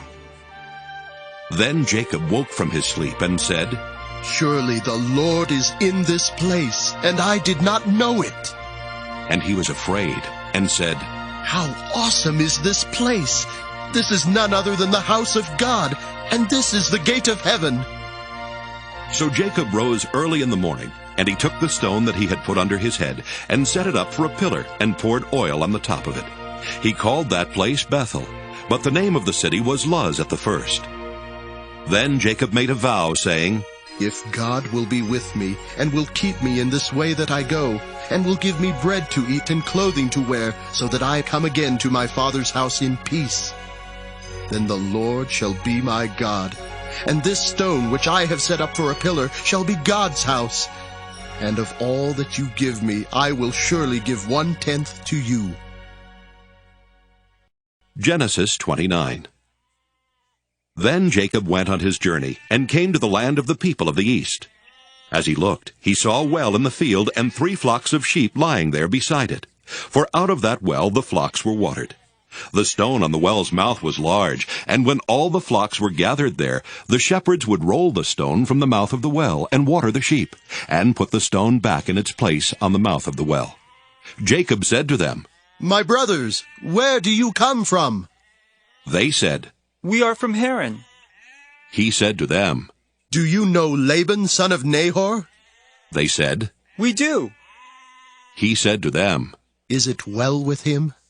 "Yes." They replied. "And here is his daughter Rachel coming with the sheep." He said, "Look, it is still broad daylight. It is not time for the animals to be gathered together. Water the sheep, and go, pasture them." But they said, "We cannot until all the flocks are gathered together and the stone is rolled from the mouth of the well. Then we water the sheep." While he was still speaking with them, Rachel came with her father's sheep, for she kept them. Now when Jacob saw Rachel, the daughter of his mother's brother Laban, and the sheep of his mother's brother Laban, Jacob went up and rolled the stone from the well's mouth and watered the flock of his mother's brother Laban. Then Jacob kissed Rachel and wept aloud. And Jacob told Rachel that he was her father's kinsman, and that he was Rebekah's son. And she ran and told her father. When Laban heard the news about his sister's son Jacob, he ran to meet him. He embraced him and kissed him, and brought him to his house. Jacob told Laban all these things, and Laban said to him, "Surely you are my bone and my flesh." And he stayed with him a month. Then Laban said to Jacob, "Because you are my kinsman, should you therefore serve me for nothing? Tell me, what shall your wages be?" Now Laban had 2 daughters. The name of the elder was Leah, and the name of the younger was Rachel. Leah's eyes were lovely, and Rachel was graceful and beautiful. Jacob loved Rachel, so he said, "I will serve you 7 years for your younger daughter Rachel." Laban said, "It is better that I give her to you than that I should give her to any other man. Stay with me." So Jacob served 7 years for Rachel, and they seemed to him but a few days because of the love he had for her. Then Jacob said to Laban, "Give me my wife, that I may go in to her, for my time is completed." So Laban gathered together all the people of the place and made a feast. But in the evening he took his daughter Leah and brought her to Jacob, and he went in to her. Laban gave his maid Zilpah to his daughter Leah to be her maid. When morning came, it was Leah, and Jacob said to Laban, "What is this you have done to me? Did I not serve with you for Rachel? Why then have you deceived me?" Laban said, "This is not done in our country, giving the younger before the firstborn. Complete the week of this one, and we will give you the other also in return for serving me another 7 years." Jacob did so and completed her week. Then Laban gave him his daughter Rachel as a wife. Laban gave his maid Bilhah to his daughter Rachel to be her maid.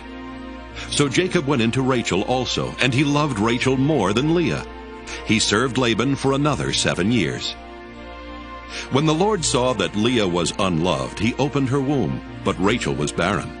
Leah conceived and bore a son, and she named him Reuben, for she said, "Because the Lord has looked on my affliction, surely now my husband will love me." She conceived again and bore a son, and said, "Because the Lord has heard that I am hated, he has given me this son also." And she named him Simeon. Again she conceived and bore a son, and said, "Now this time my husband will be joined to me, because I have borne him 3 sons." Therefore he was named Levi. She conceived again and bore a son, and said, "This time I will praise the Lord." Therefore she named him Judah. Then she ceased bearing. Genesis 30. When Rachel saw that she had bore Jacob no children, she envied her sister, and she said to Jacob, "Give me children, or I shall die." Jacob became very angry with Rachel and said, "Am I in the place of God, who has withheld from you the fruit of the womb?" Then she said, "Here is my maid Bilhah. Go into her, that she may bear upon my knees, and that I too may have children through her." So she gave him her maid Bilhah as a wife, and Jacob went into her. And Bilhah conceived and bore Jacob a son. Then Rachel said, "God has judged me, and has also heard my voice, and given me a son." Therefore she named him Dan. Rachel's maid Bilhah conceived again and bore Jacob a second son. Then Rachel said, "With mighty wrestlings I have wrestled with my sister, and have prevailed. So she named him Naphtali. When Leah saw that she had ceased bearing children, she took her maid Zilpah and gave her to Jacob as a wife. Then Leah's maid Zilpah bore Jacob a son, and Leah said, "Good fortune." So she named him Gad. Leah's maid Zilpah bore Jacob a second son, and Leah said, "Happy am I, for the women will call me happy." So she named him Asher. In the days of wheat harvest, Reuben went and found mandrakes in the field and brought them to his mother Leah. Then Rachel said to Leah, "Please give me some of your son's mandrakes." But she said to her, "Is it a small matter that you have taken away my husband? Would you take away my son's mandrakes also?" Rachel said, "Then he may lie with you tonight for your son's mandrakes." When Jacob came from the field in the evening, Leah went out to meet him and said, "You must come in to me, for I have hired you with my son's mandrakes." So he lay with her that night, and God heeded Leah, and she conceived and bore Jacob a fifth son. Leah said, "God has given me my hire, because I gave my maid to my husband." So she named him Issachar. And Leah conceived again, and she bore Jacob a sixth son. Then Leah said, "God has endowed me with a good dowry. Now my husband will honor me, because I have borne him 6 sons." So she named him Zebulun. Afterward she bore a daughter and named her Dinah. Then God remembered Rachel, and God heeded her and opened her womb. She conceived and bore a son and said, "God has taken away my reproach." And she named him Joseph, saying, "May the Lord add to me another son." When Rachel had borne Joseph, Jacob said to Laban, "Send me away, that I may go to my own home and country. Give me my wives and my children for whom I have served you, and let me go, for you know very well the service I have given you." But Laban said to him, "If you will allow me to say so, I have learned by divination that the Lord has blessed me because of you. Name your wages, and I will give it." Jacob said to him, "You yourself know how I have served you, and how your cattle have fared with me. For you had little before I came, and it has increased abundantly. And the Lord has blessed you wherever I turned. But now when shall I provide for my own household also?" He said, "What shall I give you?" Jacob said, "You shall not give me anything. If you will do this for me, I will again feed your flock and keep it. Let me pass through all your flock today, removing from it every speckled and spotted sheep, and every black lamb, and the spotted and speckled among the goats, and such shall be my wages. So my honesty will answer for me later, when you come to look into my wages with you. Everyone that is not speckled and spotted among the goats, and black among the lambs, if found with me, shall be counted stolen." Laban said, "Good. Let it be as you have said." But that day Laban removed the male goats that were striped and spotted, and all the female goats that were speckled and spotted, every one that had white on it, and every lamb that was black, and put them in charge of his sons. And he set a distance of 3 days' journey between himself and Jacob, while Jacob was pasturing the rest of Laban's flock. Then Jacob took fresh rods of poplar and almond and plane, and peeled white streaks in them, exposing the white of the rods. He set the rods that he had peeled in front of the flocks in the troughs, that is, the watering places, where the flocks came to drink. And since they bred when they came to drink, the flocks bred in front of the rods. And so the flocks produced young that were striped, speckled, and spotted. Jacob separated the lambs, and set the faces of the flocks toward the striped, and the completely black animals in the flock of Laban. And he put his own droves apart, and did not put them with Laban's flock. Whenever the stronger of the flock were breeding, Jacob laid the rods in the troughs before the eyes of the flock, that they might breed among the rods. But for the feebler of the flock, he did not lay them there. So the feebler were Laban's, and the stronger Jacob's. Thus the man grew exceedingly rich, and had large flocks, and male and female slaves, and camels and donkeys.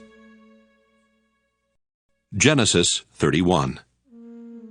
Now Jacob heard that the sons of Laban were saying, "Jacob has taken all that was our father's. He has gained all this wealth from what belonged to our father." And Jacob saw that Laban did not regard him as favorably as he did before. Then the Lord said to Jacob, Return to the land of your ancestors and to your kindred, and I will be with you. So Jacob sent and called Rachel and Leah into the field where his flock was, and said to them, I see that your father does not regard me as favorably as he did before, but the God of my father has been with me. You know that I have served your father with all my strength, yet your father has cheated me and changed my wages 10 times. But God did not permit him to harm me. If he said, The speckled shall be your wages, then all the flock bore speckled. And if he said, The striped shall be your wages, then all the flock bore striped. Thus God has taken away the livestock of your father and given them to me. During the mating of the flock, I once had a dream in which I looked up and saw that the male goats that leaped upon the flock were striped, speckled, and mottled. Then the angel of God said to me in the dream, Jacob, and I said, Here I am. And he said, Look up and see that all the goats that leap on the flock are striped, speckled, and mottled. For I have seen all that Laban is doing to you. I am the God of Bethel, where you anointed a pillar and made a vow to me. Now leave this land at once and return to the land of your birth. Then Rachel and Leah answered him, Is there any portion or inheritance left to us in our father's house? Are we not regarded by him as foreigners? For he has sold us, and he has been using up the money given for us. All the property that God has taken away from our father belongs to us and to our children. Now then, do whatever God has said to you. So Jacob arose and set his children and his wives on camels, and he drove away all his livestock, all the property that he had gained, the livestock in his possession that he had acquired in Paddan Aram, to go to his father Isaac in the land of Canaan. Now Laban had gone to shear his sheep, and Rachel stole her father's household gods. And Jacob deceived Laban the Aramean, in that he did not tell him that he intended to flee. So he fled with all that he had. Starting out, he crossed the Euphrates and set his face toward the hill country of Gilead. On the 3rd day, Laban was told that Jacob had fled. So he took his kinsfolk with him and pursued him for 7 days, until he caught up with him in the hill country of Gilead. But God came to Laban the Aramean in a dream by night and said to him, Take heed that you say not a word to Jacob, either good or bad. Laban overtook Jacob. Now Jacob had pitched his tent in the hill country, and Laban with his kinsfolk camped in the hill country of Gilead. Laban said to Jacob, What have you done? You have deceived me and carried away my daughters like captives of the sword. Why did you flee secretly and deceive me and not tell me? I would have sent you away with mirth and songs, with tambourine and lyre. And why did you not permit me to kiss my sons and my daughters farewell? What you have done is foolish. It is in my power to do you harm. But the God of your father spoke to me last night, saying, Take heed that you speak to Jacob neither good nor bad. Even though you had to go because you longed greatly for your father's house, why did you steal my gods? Jacob answered Laban, Because I was afraid, for I thought that you would take your daughters from me by force. But anyone with whom you find your gods shall not live. In the presence of our kinsfolk, point out what I have that is yours, and take it. Now Jacob did not know that Rachel had stolen the gods. So Laban went into Jacob's tent, and into Leah's tent, and into the tent of the 2 maids. But he did not find them. And he went out of Leah's tent and entered Rachel's. Now Rachel had taken the household gods and put them in the camel's saddle and sat on them. Laban felt all about in the tent, but did not find them. And she said to her father, Let not my lord be angry that I cannot rise before you, for the way of women is upon me. So he searched, but did not find the household gods. Then Jacob became angry and upbraided Laban. Jacob said to Laban, What is my offense? What is my sin that you have hotly pursued me? Although you have felt about through all my goods, what have you found of all your household goods? Set it here before my kinsfolk and your kinsfolk, so that they may decide between us two. These 20 years I have been with you.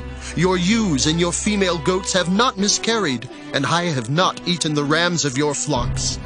That which was torn by wild beasts I did not bring to you. I bore the loss of it myself. Of my hand you required it, whether stolen by day or stolen by night. It was like this with me. By day the heat consumed me, and the cold by night, and my sleep fled from my eyes. These 20 years I have been in your house.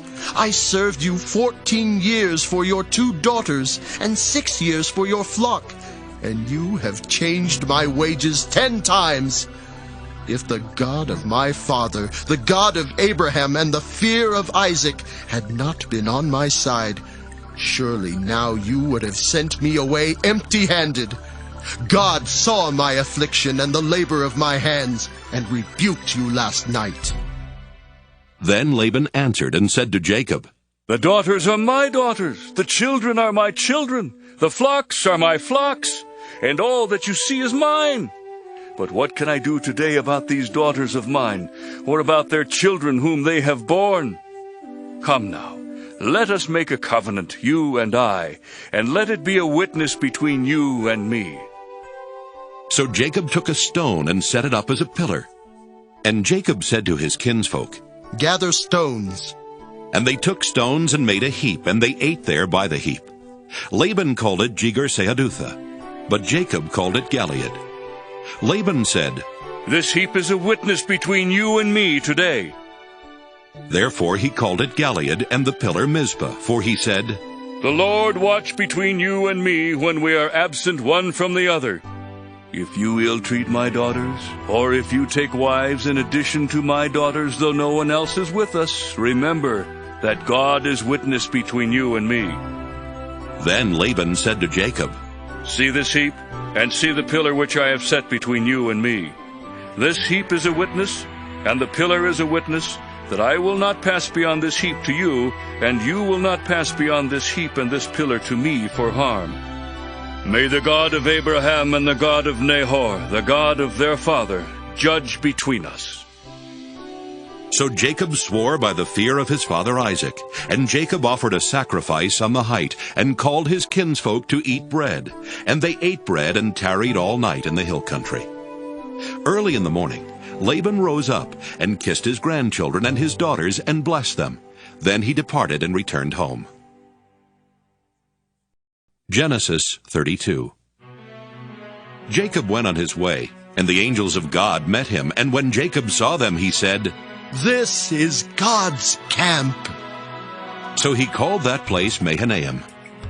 Jacob sent messengers before him to his brother Esau in the land of Seir, the country of Edom, instructing them, Thus you shall say to my lord Esau, Thus says your servant Jacob, I have lived with Laban as an alien, and stayed until now, and I have oxen, donkeys, flocks, male and female slaves, and I have sent to tell my lord, in order that I may find favor in your sight. The messengers returned to Jacob, saying, We came to your brother Esau, and he is coming to meet you, and 400 men are with him. Then Jacob was greatly afraid and distressed, and he divided the people that were with him, and the flocks and herds and camels, into 2 companies, thinking, If Esau comes to the one company and destroys it, then the company that is left will escape. And Jacob said, O God of my father Abraham, and God of my father Isaac, O Lord, who said to me, Return to your country and to your kindred, and I will do you good. I am not worthy of the least of all the steadfast love and all the faithfulness that you have shown to your servant. For with only my staff I crossed this Jordan, and now I have become 2 companies. Deliver me, please, from the hand of my brother, from the hand of Esau, for I am afraid of him. He may come and kill us all, the mothers with the children. Yet you have said, I will surely do you good, and make your offspring as the sand of the sea, which cannot be counted because of their number. So he spent that night there, and from what he had with him he took a present for his brother Esau, 200 female goats and 20 male goats, 200 ewes and 20 rams, 30 milch camels and their colts, 40 cows and 10 bulls, 20 female donkeys and 10 male donkeys. These he delivered into the hand of his servants, every drove by itself, and said to his servants, "Pass on ahead of me, and put a space between drove and drove." He instructed the foremost, "When Esau my brother meets you and asks you, 'To whom do you belong? Where are you going? And whose are these ahead of you?' then you shall say, 'They belong to your servant Jacob. They are a present sent to my lord Esau, and moreover he is behind us.'"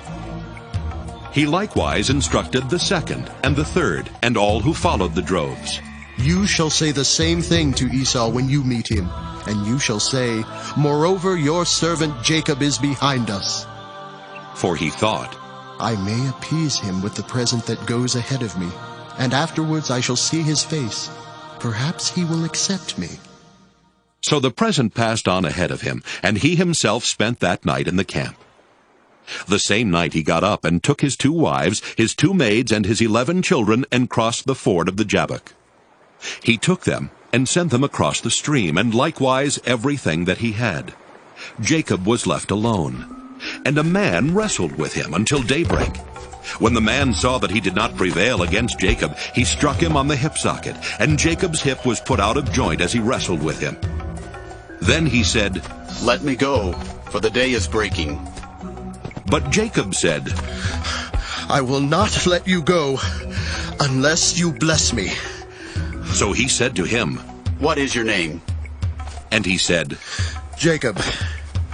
Then the man said, "You shall no longer be called Jacob, but Israel, for you have striven with God and with humans and have prevailed." Then Jacob asked him, "Please, tell me your name." But he said, "Why is it that you ask my name?" And there he blessed him. So Jacob called the place Peniel, saying, "For I have seen God face to face, and yet my life is preserved." The sun rose upon him as he passed Peniel, limping because of his hip.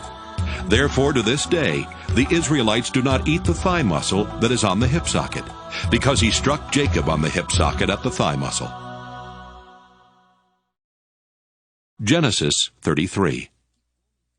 Now Jacob looked up and saw Esau coming, and 400 men with him. So he divided the children among Leah and Rachel and the 2 maids. He put the maids with their children in front, then Leah with her children, and Rachel and Joseph last of all. He himself went on ahead of them, bowing himself to the ground 7 times until he came near his brother. But Esau ran to meet him and embraced him, and fell on his neck and kissed him, and they wept. When Esau looked up and saw the women and children, he said, "Who are these with you?" Jacob said, "The children whom God has graciously given your servant." Then the maids drew near, they and their children, and bowed down. Leah likewise and her children drew near and bowed down, and finally Joseph and Rachel drew near, and they bowed down. Esau said, "What do you mean by all this company that I met?" Jacob answered, "To find favor with my lord."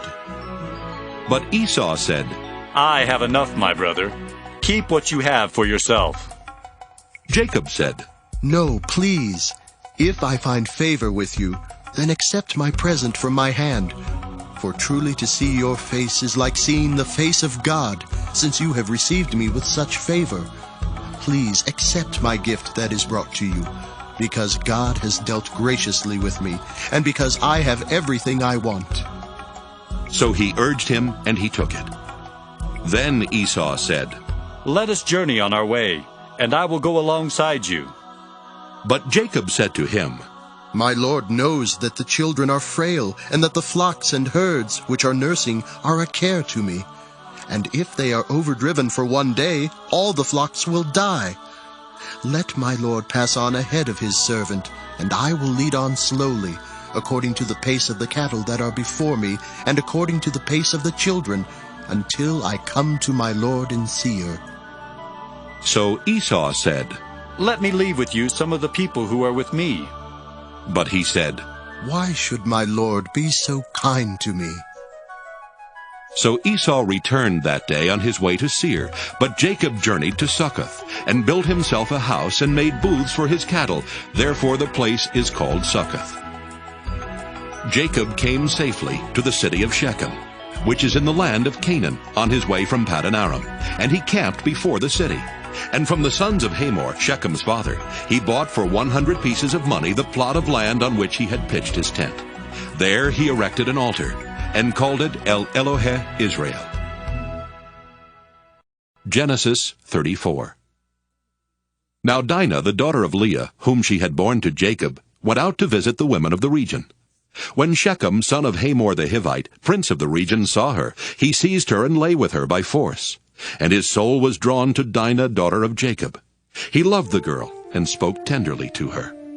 So Shechem spoke to his father Hamor, saying, "Get me this girl to be my wife." Now Jacob heard that Shechem had defiled his daughter Dinah, but his sons were with his cattle in the field, so Jacob held his peace until they came. And Hamor, the father of Shechem, went out to Jacob to speak with him, just as the sons of Jacob came in from the field. When they heard of it, the men were indignant and very angry, because he had committed an outrage in Israel by lying with Jacob's daughter, for such a thing ought not to be done. But Hamor spoke with them, saying, "The heart of my son Shechem longs for your daughter. Please give her to him in marriage. Make marriages with us. Give your daughters to us, and take our daughters for yourselves. You shall live with us, and the land shall be open to you. Live and trade in it, and get property in it." Shechem also said to her father and to her brothers, "Let me find favor with you, and whatever you say to me I will give. Put the marriage present and gift as high as you like, and I will give whatever you ask me. Only give me the girl to be my wife." The sons of Jacob answered Shechem and his father Hamor deceitfully, because he had defiled their sister Dinah. They said to them, "We cannot do this thing, to give our sister to one who is uncircumcised, for that would be a disgrace to us. Only on this condition will we consent to you, that you will become as we are, and every male among you be circumcised. Then we will give our daughters to you, and we will take your daughters for ourselves, and we will live among you and become one people. But if you will not listen to us and be circumcised, then we will take our daughter and be gone." Their words pleased Hamor and Hamor's son Shechem. And the young man did not delay to do the thing, because he was delighted with Jacob's daughter. Now he was the most honored of all his family. So Hamor and his son Shechem came to the gate of their city and spoke to the men of their city, saying, "These people are friendly with us. Let them live in the land and trade in it, for the land is large enough for them. Let us take their daughters in marriage, and let us give them our daughters. Only on this condition will they agree to live among us, to become one people, that every male among us be circumcised as they are circumcised." Will not their livestock, their property, and all their animals be ours? Only let us agree with them, and they will live among us. And all who went out of the city gate heeded Hamor and his son Shechem, and every male was circumcised, all who went out of the gate of his city. On the third day, when they were still in pain, two of the sons of Jacob, Simeon and Levi, Dinah's brothers, took their swords and came against the city unawares, and killed all the males. They killed Hamor and his son Shechem with the sword, and took Dinah out of Shechem's house and went away. And the other sons of Jacob came upon the slain, and plundered the city, because their sister had been defiled. They took their flocks and their herds, their donkeys, and whatever was in the city and in the field, all their wealth, all their little ones, and their wives, all that was in the houses, they captured and made their prey. Then Jacob said to Simeon and Levi, "You have brought trouble on me by making me odious to the inhabitants of the land, the Canaanites and the Perizzites. My numbers are few, and if they gather themselves against me and attack me, I shall be destroyed, both I and my household." But they said, "Should our sister be treated like a whore?" Genesis 35. God said to Jacob, "Arise, go up to Bethel and settle there. Make an altar there to the God who appeared to you when you fled from your brother Esau." So Jacob said to his household and to all who were with him, Put away the foreign gods that are among you, and purify yourselves, and change your clothes. Then come, let us go up to Bethel, that I may make an altar there to the God who answered me in the day of my distress, and has been with me wherever I have gone. So they gave to Jacob all the foreign gods that they had, and the rings that were in their ears, and Jacob hid them under the oak that was near Shechem. As they journeyed, a terror from God fell upon the cities all around them, so that no one pursued them. Jacob came to Luz, that is Bethel, which is in the land of Canaan, he and all the people who were with him, and there he built an altar and called the place El Bethel, because it was there that God had revealed himself to him when he fled from his brother. And Deborah, Rebekah's nurse, died, and she was buried under an oak below Bethel. So it was called Allon-Bacuth. God appeared to Jacob again when he came from Paddan Aram, and he blessed him. God said to him, Your name is Jacob. No longer shall you be called Jacob, but Israel shall be your name. So he was called Israel. God said to him, I am God Almighty. Be fruitful and multiply. A nation and a company of nations shall come from you, and kings shall spring from you. The land that I gave to Abraham and Isaac I will give to you, and I will give the land to your offspring after you. Then God went up from him at the place where he had spoken with him. Jacob set up a pillar in the place where he had spoken with him, a pillar of stone, and he poured out a drink offering on it, and poured oil on it. So Jacob called the place where God had spoken with him Bethel. Then they journeyed from Bethel, and when they were still some distance from Ephrath, Rachel was in childbirth, and she had hard labor. When she was in her hard labor, the midwife said to her, Do not be afraid, for now you will have another son. As her soul was departing, for she died, she named him Ben-Oni, but his father called him Benjamin. So Rachel died, and she was buried on the way to Ephrath, that is Bethlehem. And Jacob set up a pillar at her grave. It is the pillar of Rachel's tomb, which is there to this day. Israel journeyed on, and pitched his tent beyond the Tower of Eder. While Israel lived in that land, Reuben went and lay with Bilhah his father's concubine, and Israel heard of it. Now the sons of Jacob were 12. The sons of Leah, Reuben, Jacob's firstborn, Simeon, Levi, Judah, Issachar, and Zebulun. The sons of Rachel, Joseph and Benjamin. The sons of Bilhah, Rachel's maid, Dan and Naphtali. The sons of Zilpah, Leah's maid, Gad and Asher. These were the sons of Jacob, who were born to him in Paddan Aram. Jacob came to his father Isaac at Mamre, or Kiriath Arba, that is Hebron, where Abraham and Isaac had resided as aliens. Now the days of Isaac were 180 years, and Isaac breathed his last.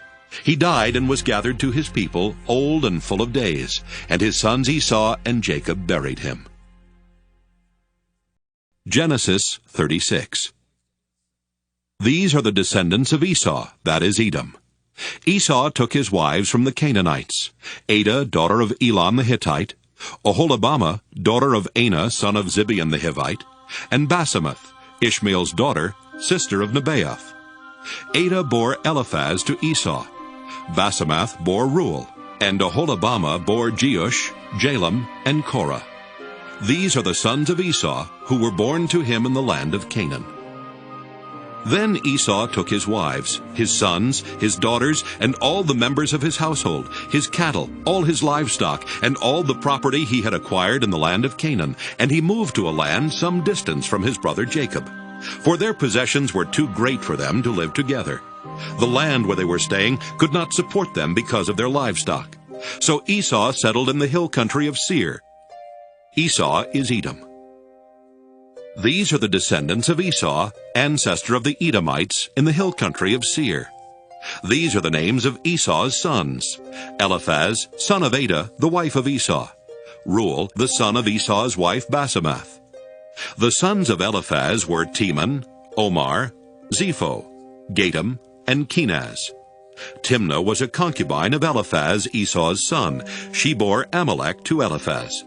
These were the sons of Adah, Esau's wife. These were the sons of Reuel, Nahath, Zerah, Shammah, and Mizah. These were the sons of Esau's wife Basemath. These were the sons of Esau's wife Oholibamah, daughter of Anah, son of Zibeon. She bore to Esau Jeush, Jalam, and Korah. These are the clans of the sons of Esau, the sons of Eliphaz, the firstborn of Esau, the clans Teman, Omar, Zepho, Kenaz, Korah, Gatam, and Amalek. These are the clans of Eliphaz in the land of Edom. They are the sons of Adah. These are the sons of Esau's son Reuel, the clans Nahath, Zerah, Shammah, and Mizah. These are the clans of Reuel in the land of Edom. They are the sons of Esau's wife Basemath. These are the sons of Esau's wife Oholibamah, the clans Jeush, Jalam, and Korah. These are the clans born of Esau's wife Oholibamah, the daughter of Anah. These are the sons of Esau, that is Edom, and these are their clans.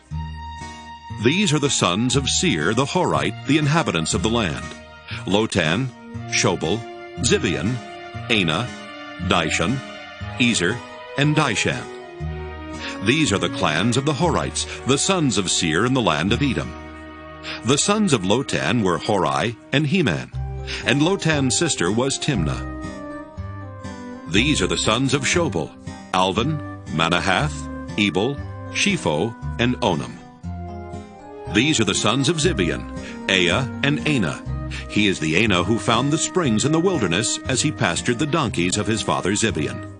These are the children of Anah: Dishon and Oholibamah, daughter of Anah. These are the sons of Dishon: Hemdan, Eshban, Ithran, and Kiran. These are the sons of Ezer: Bilhan, Zaavan, and Achan. These are the sons of Dishan: Uz and Aaron. These are the clans of the Horites, the clans Lotan, Shobal, Zibeon, Anah, Dishon, Ezer, and Dishan. These are the clans of the Horites, clan by clan, in the land of Seir. These are the kings who reigned in the land of Edom before any king reigned over the Israelites. Bela, son of Beor, reigned in Edom, the name of his city being Dinhabah. Bela died, and Jobab, son of Zerah of Bozrah, succeeded him as king. Jobab died, and Husham of the land of the Temanites succeeded him as king. Husham died, and Hadad, son of Bedad, who defeated Midian in the country of Moab, succeeded him as king, the name of his city being Avith. Hadad died, and Samlah of Masrekah succeeded him as king. Samlah died, and Shaul of Rehoboth on the Euphrates succeeded him as king. Shaul died, and Baal-Hanan, son of Akbor, succeeded him as king. Baal-Hanan, son of Akbor, died, and Hadar succeeded him as king, the name of his city being Pau. His wife's name was Mehetabel, the daughter of Matred, daughter of Mezahab. These are the names of the clans of Esau, according to their families and their localities by their names: the clans Timnah, Alva, Jetheth, Oholibamah, Elah, Pinon, Kenaz, Teman, Mibzar, Magdiel, and Iram. These are the clans of Edom, that is Esau, the father of Edom, according to their settlements in the land that they held. Genesis 37. Jacob settled in the land where his father had lived as an alien, the land of Canaan. This is the story of the family of Jacob. Joseph, being 17 years old, was shepherding the flock with his brothers. He was a helper to the sons of Bilhah and Zilpah, his father's wives. And Joseph brought a bad report of them to their father. Now Israel loved Joseph more than any other of his children, because he was the son of his old age. And he had made him a long robe with sleeves. But when his brothers saw that their father loved him more than all his brothers, they hated him, and could not speak peaceably to him. Once Joseph had a dream, and when he told it to his brothers, they hated him even more. He said to them, "Listen to this dream that I dreamed. there we were, binding sheaves in the field. Suddenly my sheaf rose and stood upright. Then your sheaves gathered around it and bowed down to my sheaf. His brothers said to him, Are you indeed to reign over us? Are you indeed to have dominion over us? So they hated him even more because of his dreams and his words. He had another dream and told it to his brothers, saying, Look, I have had another dream. The sun, the moon, and 11 stars were bowing down to me. But when he told it to his father and to his brothers, his father rebuked him and said to him, What kind of dream is this that you have had? Shall we indeed come, I and your mother and your brothers, and bow to the ground before you? So his brothers were jealous of him, but his father kept the matter in mind. Now his brothers went to pasture their father's flock near Shechem, and Israel said to Joseph, Are not your brothers pasturing the flock at Shechem? Come, I will send you to them. He answered, Here I am. So he said to him, Go now, see if it is well with your brothers and with the flock, and bring word back to me. So he sent him from the valley of Hebron. He came to Shechem, and a man found him wandering in the fields.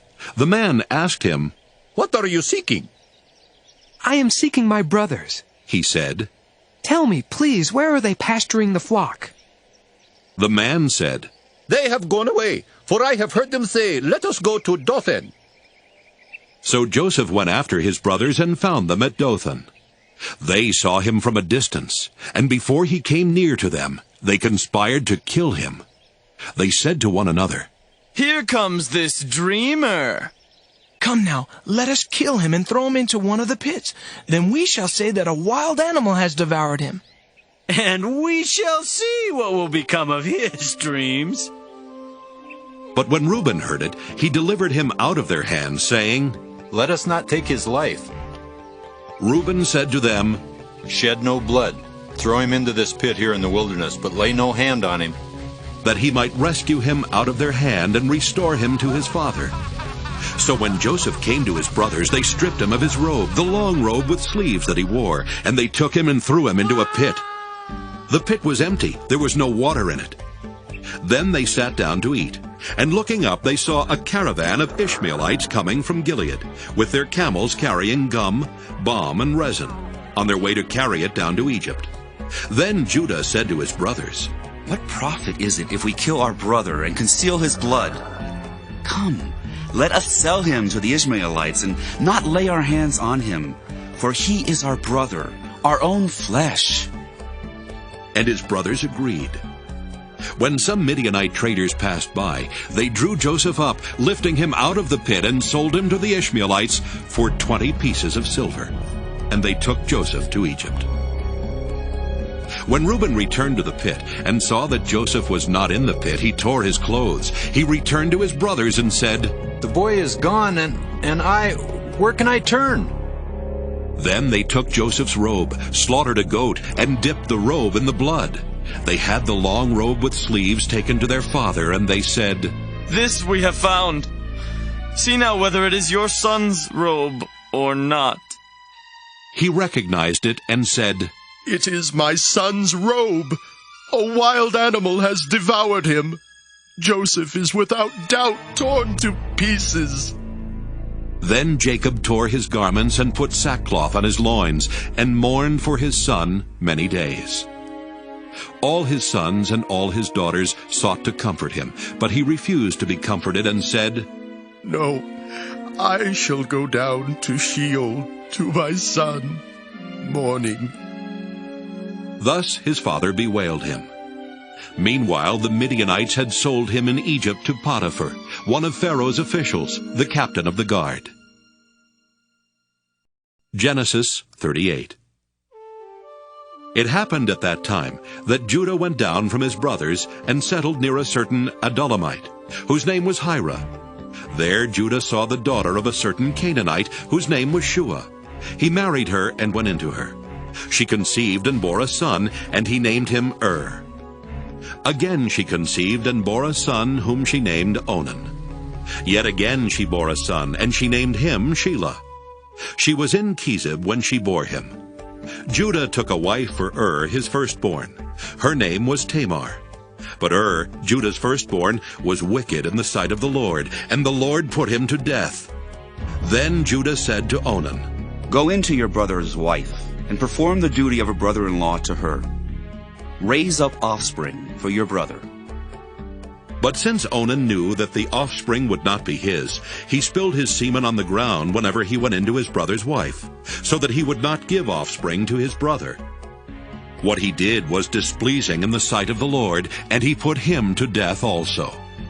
Then Judah said to his daughter-in-law Tamar, Remain a widow in your father's house until my son Shelah grows up.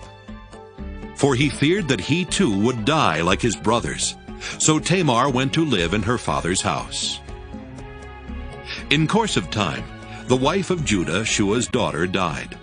When Judah's time of mourning was over, he went up to Timnah to his sheep shearers, he and his friend Hira, the Adullamite.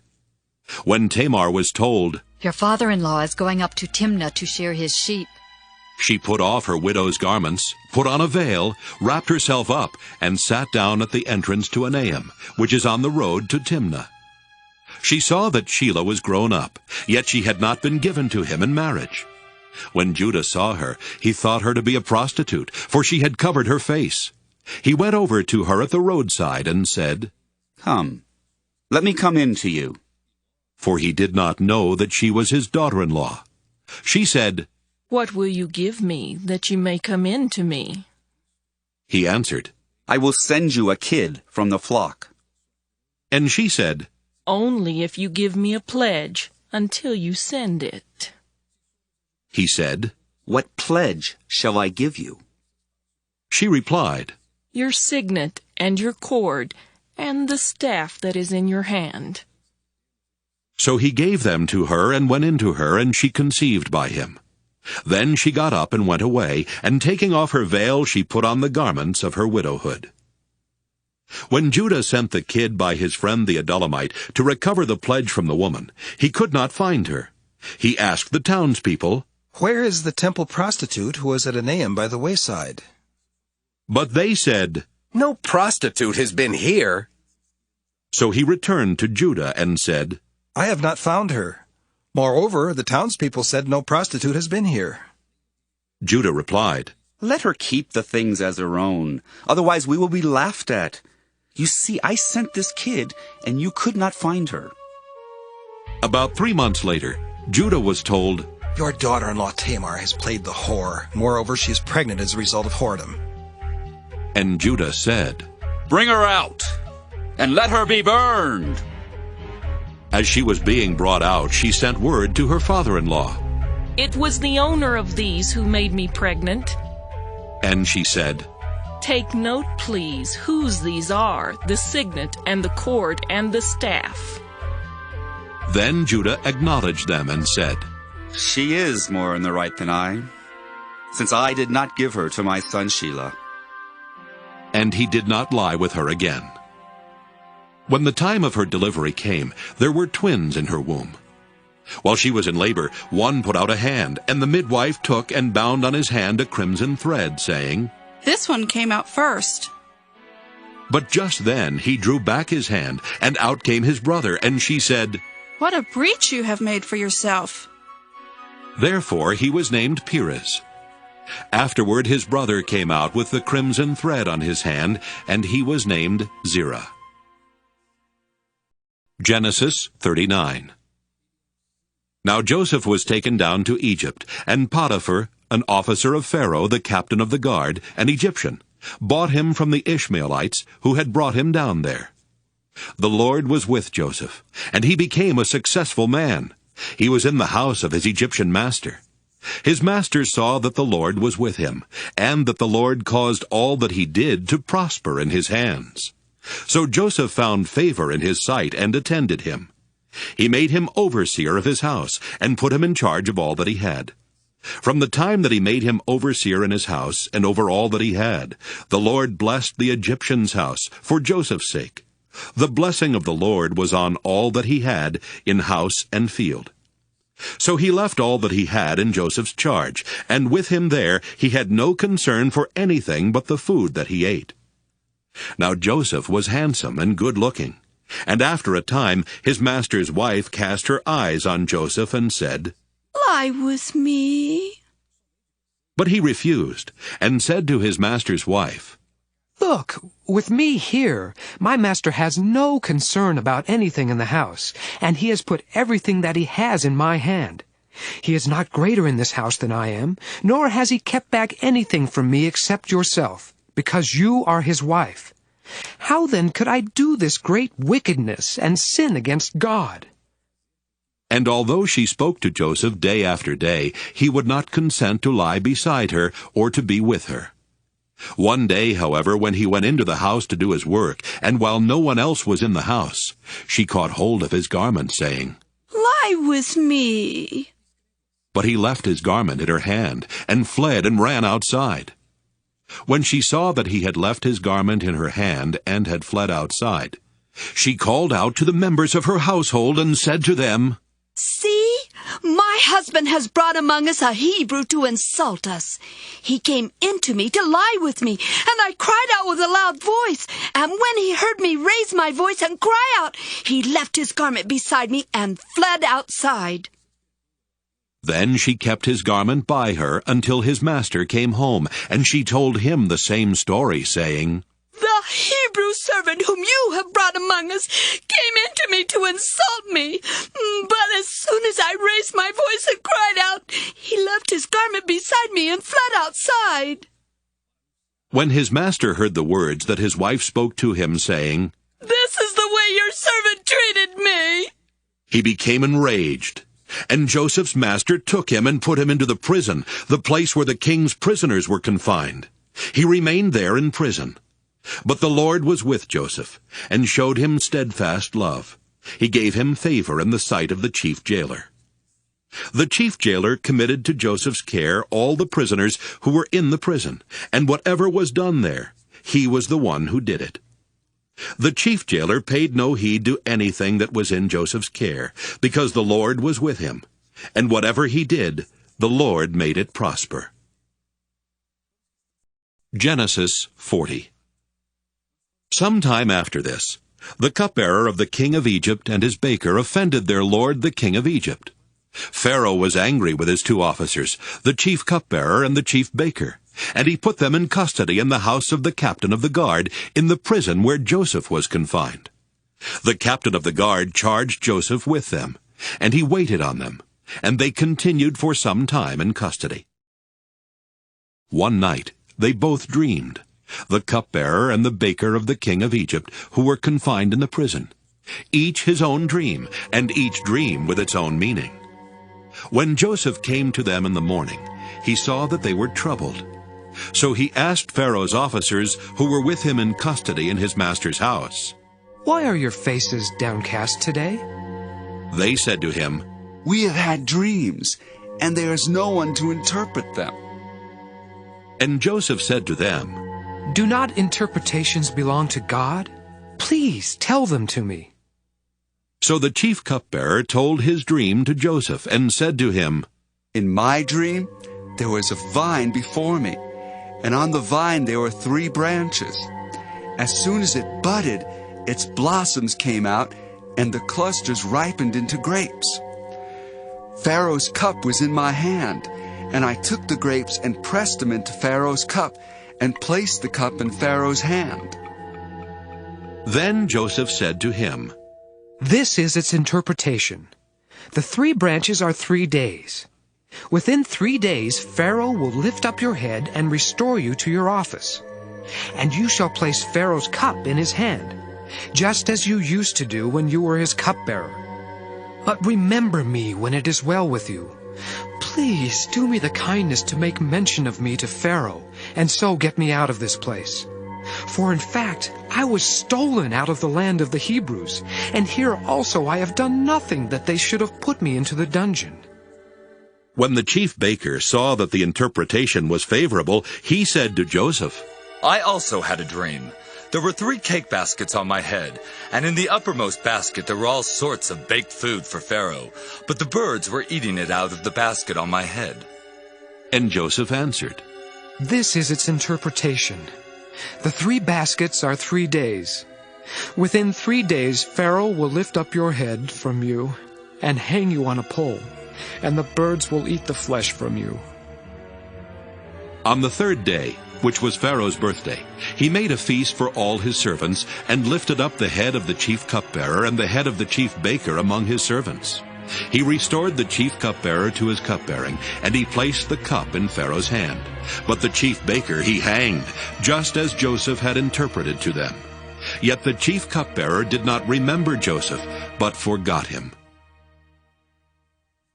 Genesis 41. After 2 whole years, Pharaoh dreamed that he was standing by the Nile, and there came up out of the Nile 7 sleek and fat cows, and they grazed in the reed grass. Then 7 other cows, ugly and thin, came up out of the Nile after them, and stood by the other cows on the bank of the Nile. The ugly and thin cows ate up the 7 sleek and fat cows, and Pharaoh awoke. Then he fell asleep and dreamed a second time. 7 ears of grain, plump and good, were growing on one stalk. Then 7 ears, thin and blighted by the east wind, sprouted after them. The thin ears swallowed up the 7 plump and full ears. Pharaoh awoke, and it was a dream. In the morning his spirit was troubled. So he sent and called for all the magicians of Egypt and all its wise men. Pharaoh told them his dreams, but there was no one who could interpret them to Pharaoh. Then the chief cupbearer said to Pharaoh, I remember my faults today. Once Pharaoh was angry with his servants and put me and the chief baker in custody in the house of the captain of the guard. We dreamed on the same night, he and I, each having a dream with its own meaning. A young Hebrew was there with us, a servant of the captain of the guard. When we told him, he interpreted our dreams to us, giving an interpretation to each according to his dream. As he interpreted to us, so it turned out. I was restored to my office, and the baker was hanged. Then Pharaoh sent for Joseph, and he was hurriedly brought out of the dungeon. When he had shaved himself and changed his clothes, he came in before Pharaoh. And Pharaoh said to Joseph, I have had a dream, and there is no one who can interpret it. I have heard it said of you that when you hear a dream, you can interpret it. Joseph answered Pharaoh, It is not I. God will give Pharaoh a favorable answer. Then Pharaoh said to Joseph, In my dream I was standing on the banks of the Nile, and 7 cows, fat and sleek, came up out of the Nile and fed in the reed grass. Then 7 other cows came up after them, poor, very ugly, and thin. Never had I seen such ugly ones in all of the land of Egypt. The thin and ugly cows ate up the first 7 fat cows, but when they had eaten them, no one would have known that they had done so, for they were still as ugly as before. Then I awoke. I fell asleep a second time, and I saw in my dream 7 ears of grain, full and good, growing on one stalk, and 7 ears withered, thin, and blighted by the east wind, sprouting after them. And the thin ears swallowed up the 7 good ears. But when I told it to the magicians, there was no one who could explain it to me. Then Joseph said to Pharaoh, Pharaoh's dreams are one and the same. God has revealed to Pharaoh what he is about to do. The 7 good cows are 7 years, and the 7 good ears are 7 years. The dreams are one.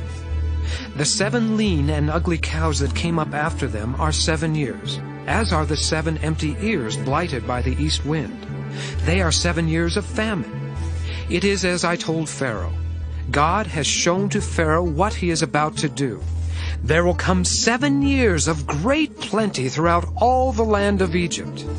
After them there will arise 7 years of famine, and all the plenty will be forgotten in the land of Egypt. The famine will consume the land. The plenty will no longer be known in the land because of the famine that will follow, for it will be very grievous.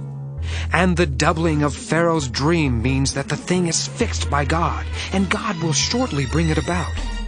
Now, therefore, let Pharaoh select a man who is discerning and wise, and set him over the land of Egypt. Let Pharaoh proceed to appoint overseers over the land, and take 1/5 of the produce of the land of Egypt during the 7 plenteous years. Let them gather all the food of these good years that are coming, and lay up grain under the authority of Pharaoh for food in the cities, and let them keep it.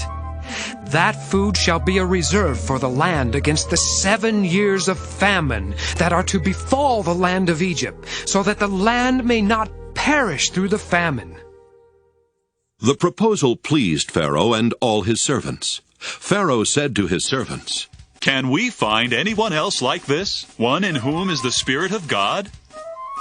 So Pharaoh said to Joseph, "Since God has shown you all this, there is no one so discerning and wise as you. You shall be over my house, and all my people shall order themselves as you command. Only with regard to the throne will I be greater than you." And Pharaoh said to Joseph, "See, I have set you over all the land of Egypt." Removing his signet ring from his hand, Pharaoh put it on Joseph's hand. He arrayed him in garments of fine linen and put a gold chain around his neck. He had him ride in the chariot of his second in command, and they cried out in front of him, "Bow the knee." Thus he set him over all the land of Egypt. Moreover, Pharaoh said to Joseph, "I am Pharaoh, and without your consent no one shall lift up hand or foot in all the land of Egypt." Pharaoh gave Joseph the name Zaphenath-Paneah, and he gave him Asenath, daughter of Potiphera, priest of On, as his wife. Thus Joseph gained authority over the land of Egypt. Joseph was 30 years old when he entered the service of Pharaoh, king of Egypt. And Joseph went out from the presence of Pharaoh and went through all the land of Egypt. During the 7 plenteous years, the earth produced abundantly. He gathered up all the food of the 7 years when there was plenty in the land of Egypt, and stored up food in the cities. He stored up in every city the food from the fields around it. So Joseph stored up grain in such abundance, like the sand of the sea, that he stopped measuring it. It was beyond measure. Before the years of famine came, Joseph had 2 sons, whom Asenath, daughter of Potiphera, priest of On, bore to him. Joseph named the firstborn Manasseh, for he said, God has made me forget all my hardship and all my father's house. The second he named Ephraim, for God has made me fruitful in the land of my misfortunes. The 7 years of plenty that prevailed in the land of Egypt came to an end, and the 7 years of famine began to come, just as Joseph had said. There was famine in every country, but throughout the land of Egypt there was bread.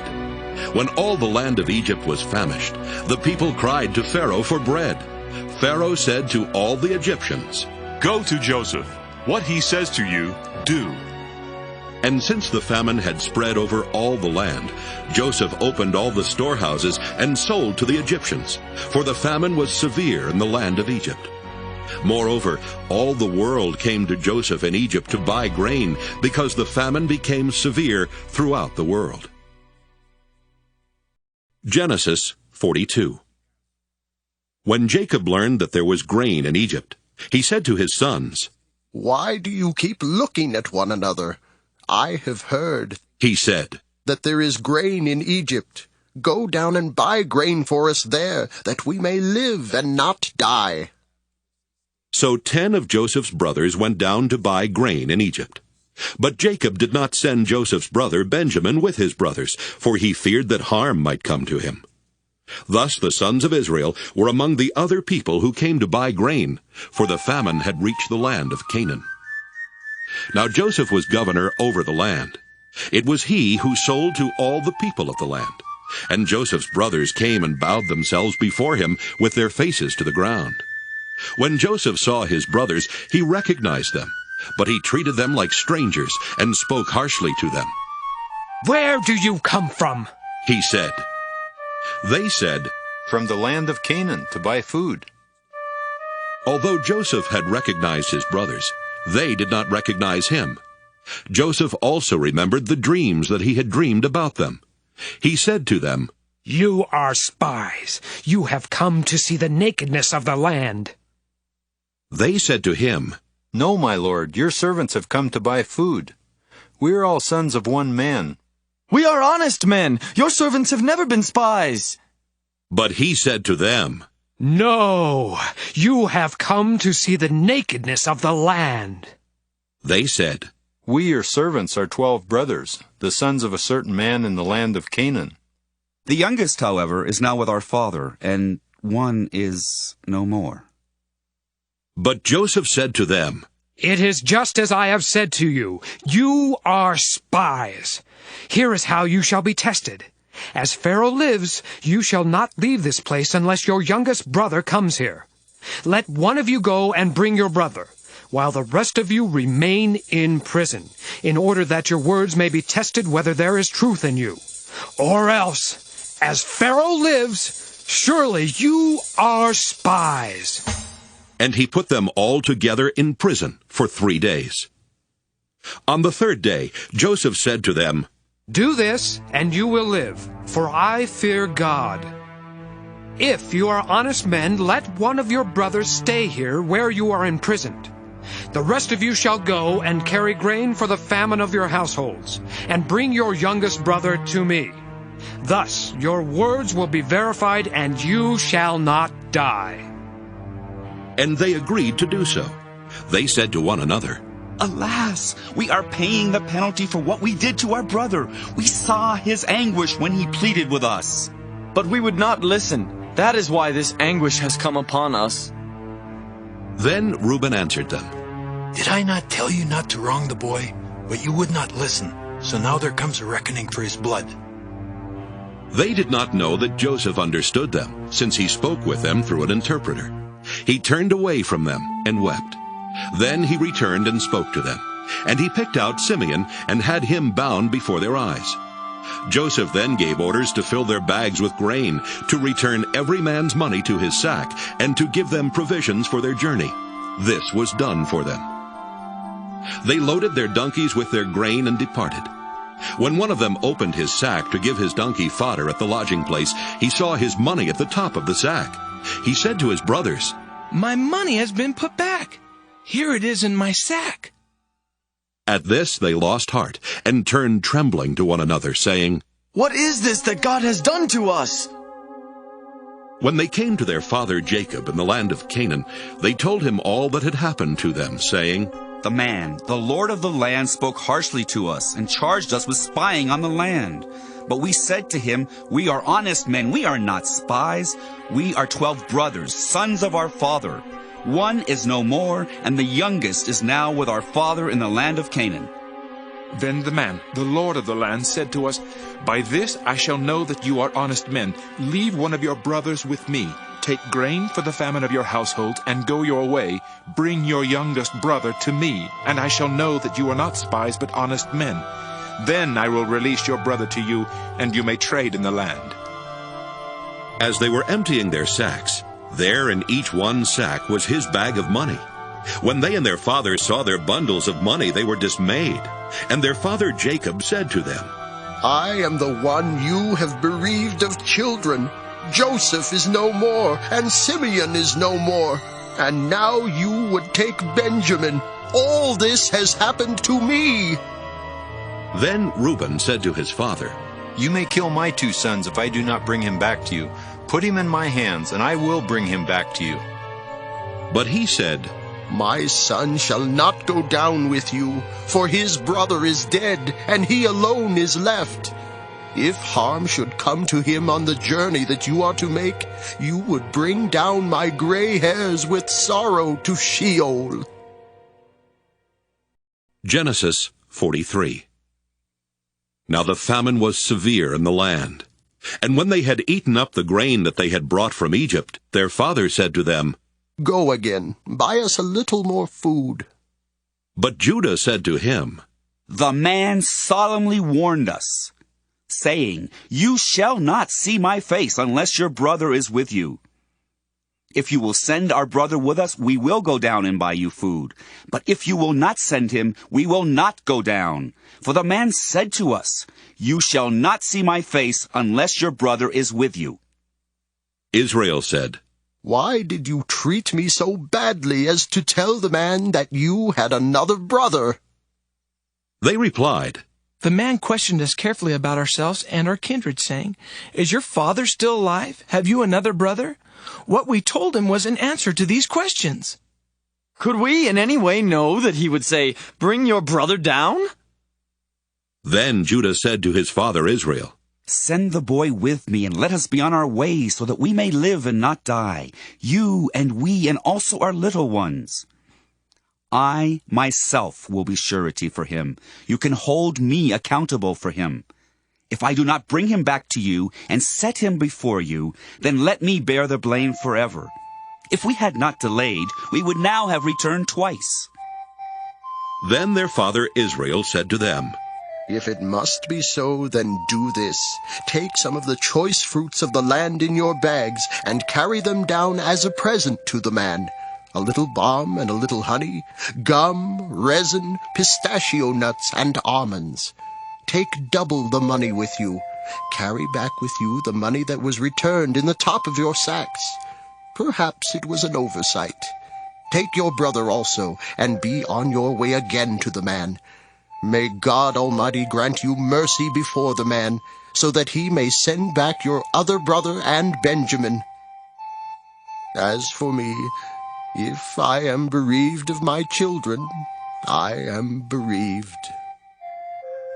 So the men took the present, and they took double the money with them, as well as Benjamin. Then they went on their way down to Egypt, and stood before Joseph. When Joseph saw Benjamin with them, he said to the steward of his house, Bring the men into the house, and slaughter an animal, and make ready, for the men are to dine with me at noon. The man did as Joseph said, and brought the men to Joseph's house. Now the men were afraid, because they were brought to Joseph's house, and they said, It is because of the money we placed in our sacks the first time that we have been brought in, so that he may have an opportunity to fall upon us, to make slaves of us, and take our donkeys. So they went up to the steward of Joseph's house, and spoke with him at the entrance to the house. They said, "Oh, my lord, we came down the first time to buy food, and when we came to the lodging place, we opened our sacks, and there was each one's money in the top of his sack, our money in full weight." So we have brought it back with us. Moreover, we have brought down with us additional money to buy food. We do not know who put our money in our sacks. He replied, Rest assured, do not be afraid. Your God and the God of your father must have put treasure in your sacks for you. I received your money. Then he brought Simeon out to them. When the steward had brought the men into Joseph's house, and given them water, and they had washed their feet, and when he had given their donkeys fodder, they made the present ready for Joseph's coming at noon, for they had heard that they would dine there.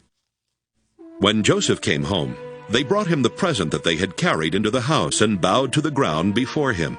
He inquired about their welfare, and said, Is your father well, the old man of whom you spoke? Is he still alive?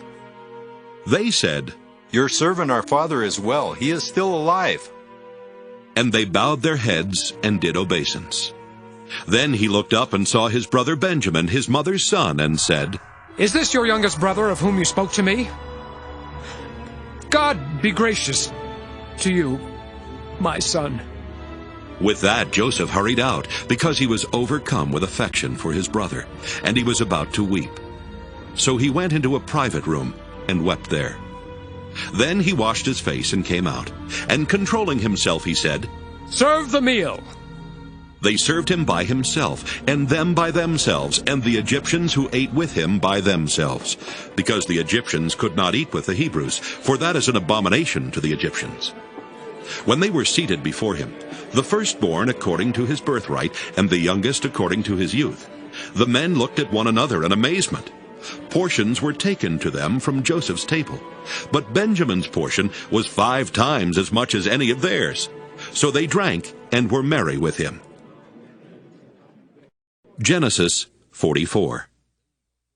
Then he commanded the steward of his house, Fill the men's sacks with food, as much as they can carry, and put each man's money in the top of his sack.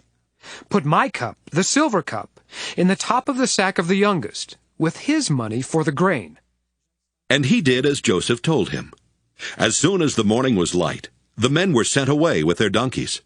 When they had gone only a short distance from the city, Joseph said to his steward, Go, follow after the men, and when you overtake them, say to them, 'Why have you returned evil for good?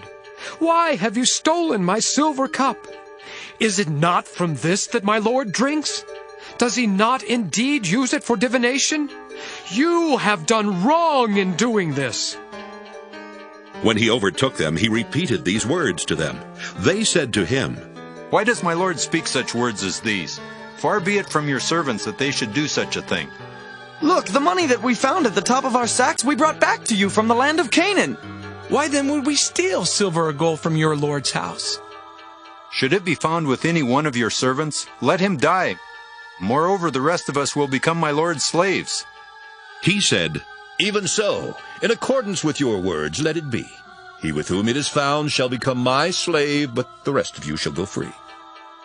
Then each one quickly lowered his sack to the ground, and each opened his sack.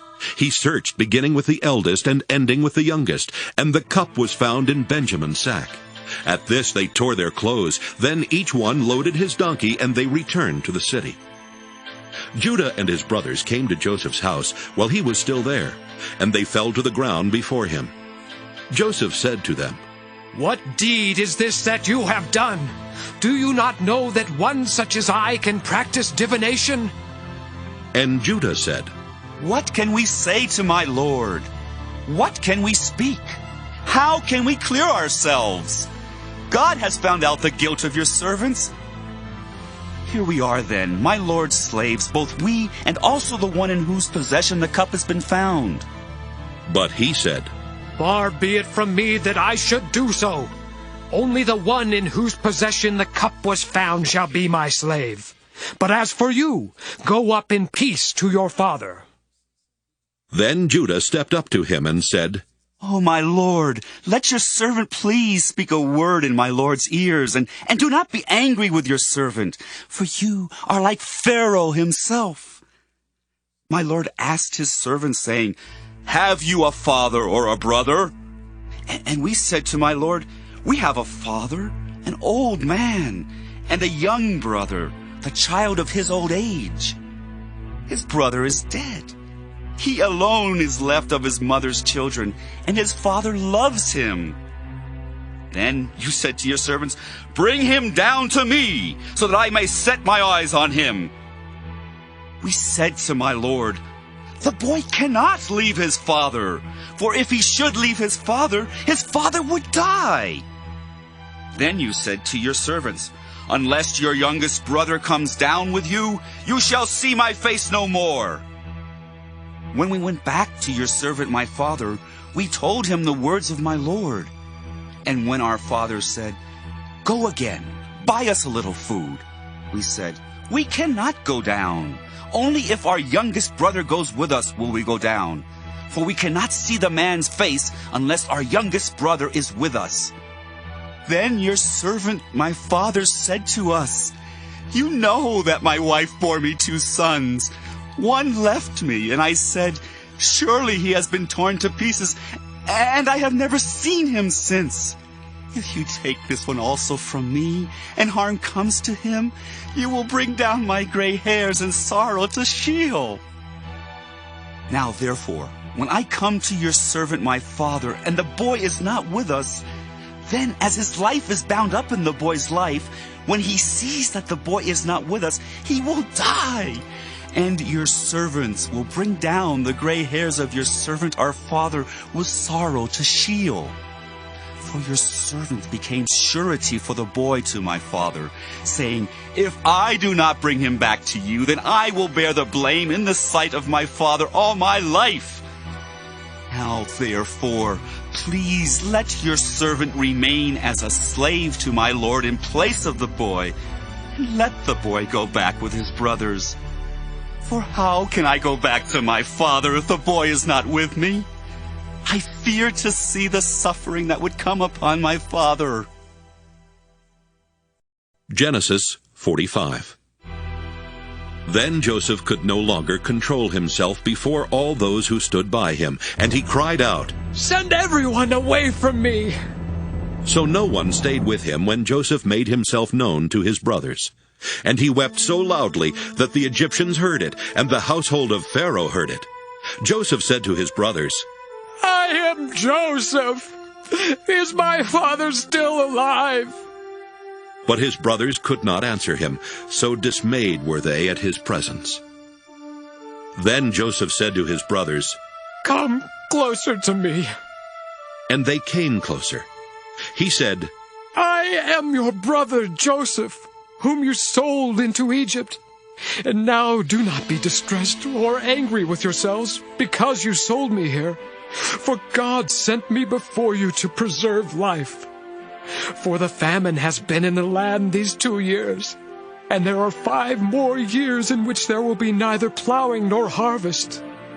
God sent me before you to preserve for you a remnant on earth, and to keep alive for you many survivors. So it was not you who sent me here, but God.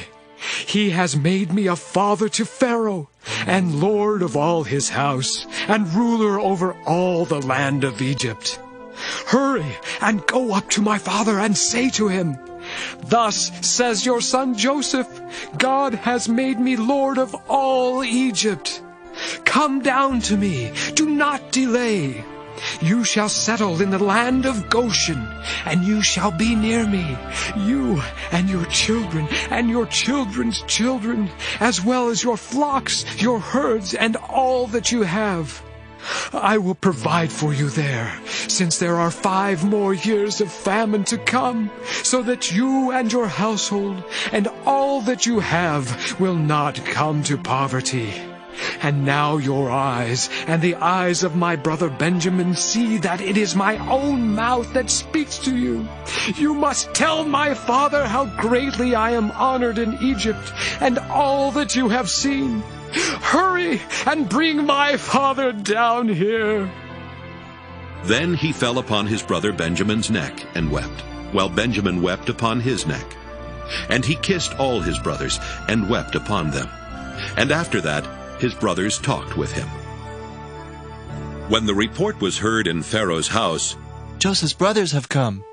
Pharaoh and his servants were pleased. Pharaoh said to Joseph, Say to your brothers, Do this. Load your animals and go back to the land of Canaan. Take your father and your households and come to me, so that I may give you the best of the land of Egypt, and you may enjoy the fat of the land. You are further charged to say, Do this. Take wagons from the land of Egypt for your little ones and for your wives, and bring your father and come. Give no thought to your possessions, for the best of all the land of Egypt is yours. The sons of Israel did so. Joseph gave them wagons according to the instruction of Pharaoh, and he gave them provisions for the journey. To each one of them he gave a set of garments, but to Benjamin he gave 300 pieces of silver and 5 sets of garments. To his father he sent the following: 10 donkeys loaded with the good things of Egypt, and 10 female donkeys loaded with grain, bread, and provision for his father on the journey. Then he sent his brothers on their way, and as they were leaving he said to them, Do not quarrel along the way. So they went up out of Egypt, and came to their father Jacob in the land of Canaan. And they told him, Joseph is still alive. He is even ruler over all the land of Egypt. He was stunned. He could not believe them. But when they told him all the words of Joseph that he had said to them, and when he saw the wagons that Joseph had sent to carry him, the spirit of their father Jacob revived. Israel said, Enough! My son Joseph is still alive. I must go and see him before I die. Genesis 46. When Israel set out on his journey with all that he had and came to Beersheba, he offered sacrifices to the God of his father Isaac. God spoke to Israel in visions of the night and said, Jacob, Jacob. And he said, Here I am. Then he said, I am God, the God of your father. Do not be afraid to go down to Egypt, for I will make of you a great nation there. I myself will go down with you to Egypt, and I will also bring you up again, and Joseph's own hand shall close your eyes. Then Jacob set out from Beersheba. And the sons of Israel carried their father Jacob, their little ones, and their wives, in the wagons that Pharaoh had sent to carry him. They also took their livestock and the goods that they had acquired in the land of Canaan, and they came into Egypt. Jacob and all his offspring with him, his sons and his sons' sons with him, his daughters and his sons' daughters. All his offspring he brought with him into Egypt. Now these are the names of the Israelites, Jacob and his offspring, who came to Egypt. Reuben, Jacob's firstborn, and the children of Reuben, Hanok, Palu, Hezron, and Carmi. The children of Simeon, Jemuel, Jamin, Ohad, Jachin, Zohar, and Shaul, the son of a Canaanite woman. The children of Levi, Gershon, Kohath, and Merari. The children of Judah, Onan, Shelah, Perez, and Zerah. But and Onan died in the land of Canaan. And the children of Perez were Hezron and Hamel. The children of Issachar, Tola, Puvah, Jashub, and Shimron. The children of Zebulun, Sirad, Elon, Jaliel. These are the sons of Leah, whom she bore to Jacob in Paddan Aram, together with his daughter Dinah. In all, his sons and his daughters numbered 33. The children of Gad, Ziphion, Haggi, Shunai, Esbon, Eri, Arodi, and Areli. The children of Asher, Imnah, Ishva, Ishvi, Beriah, and their sister Sirah. The children of Beriah, Heber and Malchiel. These are the children of Zilpah, whom Laban gave to his daughter Leah, and these she bore to Jacob, 16 persons. The children of Jacob's wife Rachel, Joseph and Benjamin. To Joseph in the land of Egypt were born Manasseh and Ephraim, whom Asenath, daughter of Potipherah, priest of On, bore to him.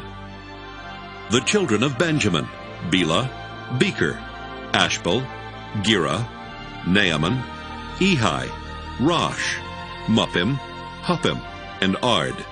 These are the children of Rachel, who were born to Jacob, 14 persons in all. The children of Dan, Hashem. The children of Naphtali, Jaziel, Guni, Jezer, and Shillem. These are the children of Bilhah, whom Laban gave to his daughter Rachel, and these she bore to Jacob, 7 persons in all. All the persons belonging to Jacob who came into Egypt, who were his own offspring, not including the wives of his sons, were 66 persons in all. The children of Joseph, who were born to him in Egypt, were 2. All the persons of the house of Jacob who came into Egypt were 70. Israel sent Judah ahead to Joseph to lead the way before him into Goshen. When they came to the land of Goshen, Joseph made ready his chariot and went up to meet his father Israel in Goshen. He presented himself to him, fell on his neck, and wept on his neck a good while. Israel said to Joseph, I can die now, having seen for myself that you are still alive. Joseph said to his brothers and to his father's household, I will go up and tell Pharaoh, and will say to him, My brothers and my father's household, who are in the land of Canaan, have come to me. The men are shepherds, for they have been keepers of livestock, and they have brought their flocks and their herds and all that they have. When Pharaoh calls you and says, What is your occupation? You shall say, Your servants have been keepers of livestock from our youth even until now, both we and our ancestors, in order that you may settle in the land of Goshen, because all shepherds are abhorrent to the Egyptians. Genesis 47. So Joseph went and told Pharaoh, My father and my brothers, with their flocks and herds and all that they possess, have come from the land of Canaan. They are now in the land of Goshen. From among his brothers he took 5 men and presented them to Pharaoh. Pharaoh said to his brothers, What is your occupation? And they said to Pharaoh, Your servants are shepherds, as our ancestors were. They said to Pharaoh, We have come to reside as aliens in the land. For there is no pasture for your servants' flocks, because the famine is severe in the land of Canaan. Now we ask you, let your servants settle in the land of Goshen. Then Pharaoh said to Joseph, Your father and your brothers have come to you. The land of Egypt is before you. Settle your father and your brothers in the best part of the land. Let them live in the land of Goshen. And if you know that there are capable men among them, put them in charge of my livestock. Then Joseph brought in his father Jacob and presented him before Pharaoh, and Jacob blessed Pharaoh. Pharaoh said to Jacob, How many are the years of your life? Jacob said to Pharaoh, The years of my earthly sojourn are 130. Few and hard have been the years of my life. They do not compare with the years of the life of my ancestors during their long sojourn. Then Jacob blessed Pharaoh, and went out from the presence of Pharaoh. Joseph settled his father and his brothers, and granted them a holding in the land of Egypt, in the best part of the land, in the land of Ramesses, as Pharaoh had instructed. And Joseph provided his father, his brothers, and all his father's household with food, according to the number of their dependents. Now there was no food in all the land, for the famine was very severe. The land of Egypt and the land of Canaan languished because of the famine.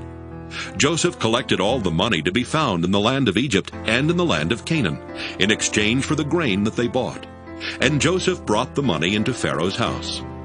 When the money from the land of Egypt and from the land of Canaan was spent, all the Egyptians came to Joseph and said, Give us food! Why should we die before your eyes? For our money is gone! And Joseph answered, Give me your livestock, and I will give you food in exchange for your livestock, if your money is gone. So they brought their livestock to Joseph, and Joseph gave them food in exchange for the horses, the flocks, the herds, and the donkeys. That year he supplied them with food in exchange for all their livestock. When that year was ended, they came to him the following year and said to him, We cannot hide from my lord that our money is all spent, and the herds of cattle are my lord's. There is nothing left in the sight of my lord but our bodies and our lands. Shall we die before your eyes, both we and our land? Buy us and our land in exchange for food. We with our land will become slaves to Pharaoh. Just give us seed so that we may live and not die, and that the land may not become desolate. So Joseph bought all the land of Egypt for Pharaoh. All the Egyptians sold their fields because the famine was severe upon them, and the land became Pharaoh's. As for the people, he made slaves of them from one end of Egypt to the other. Only the land of the priests he did not buy, for the priests had a fixed allowance from Pharaoh and lived on the allowance that Pharaoh gave them. Therefore they did not sell their land. Then Joseph said to the people, Now that I have this day bought you and your land for Pharaoh, here is seed for you. Sow the land.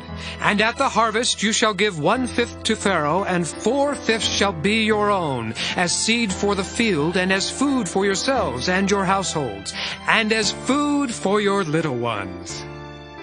They said, You have saved our lives. May it please my lord, we will be slaves to Pharaoh.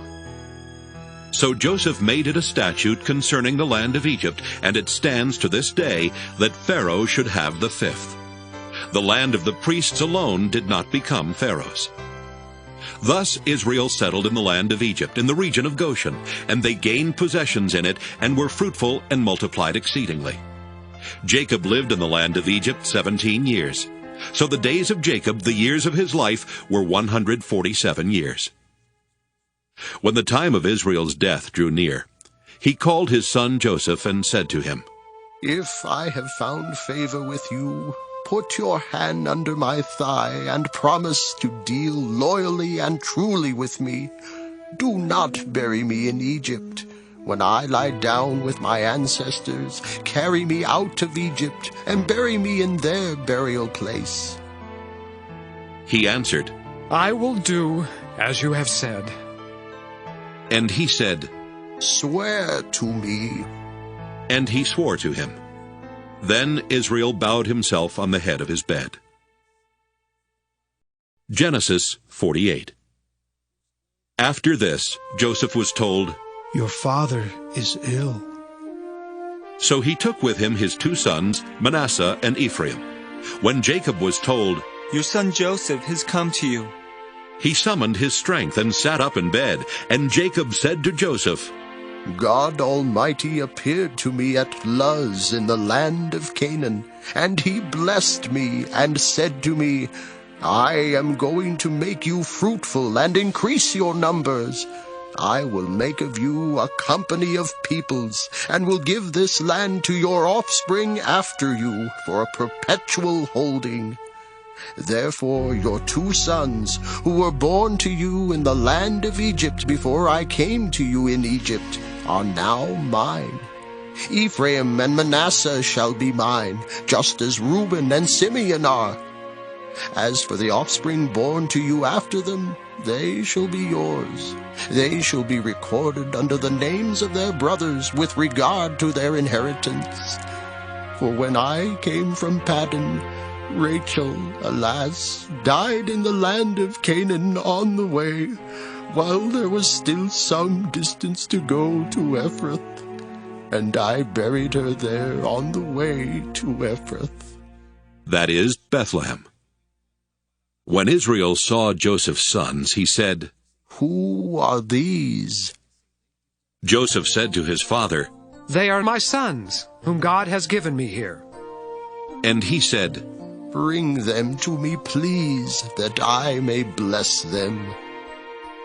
Now the eyes of Israel were dim with age, and he could not see well. So Joseph brought them near him, and he kissed them and embraced them. Israel said to Joseph, I did not expect to see your face, and here God has let me see your children also.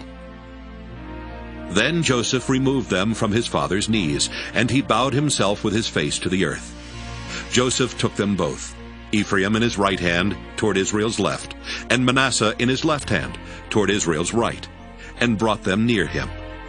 But Israel stretched out his right hand and laid it on the head of Ephraim, who was the younger, and his left hand on the head of Manasseh, crossing his hands, for Manasseh was the firstborn. He blessed Joseph and said, The God before whom my ancestors Abraham and Isaac walked, the God who has been my shepherd all my life to this day, the angel who has redeemed me from all harm, bless the boys, and in them let my name be perpetuated, and the name of my ancestors Abraham and Isaac, and let them grow into a multitude on the earth. When Joseph saw that his father laid his right hand on the head of Ephraim, it displeased him. So he took his father's hand to remove it from Ephraim's head to Manasseh's head. Joseph said to his father, Not so, my father. Since this one is the firstborn, put your right hand on his head. But his father refused and said, I know, my son, I know. He also shall become a people, and he also shall be great. Nevertheless, his younger brother shall be greater than he, and his offspring shall become a multitude of nations. So he blessed them that day, saying, By you Israel will invoke blessing, saying, God make you like Ephraim and like Manasseh.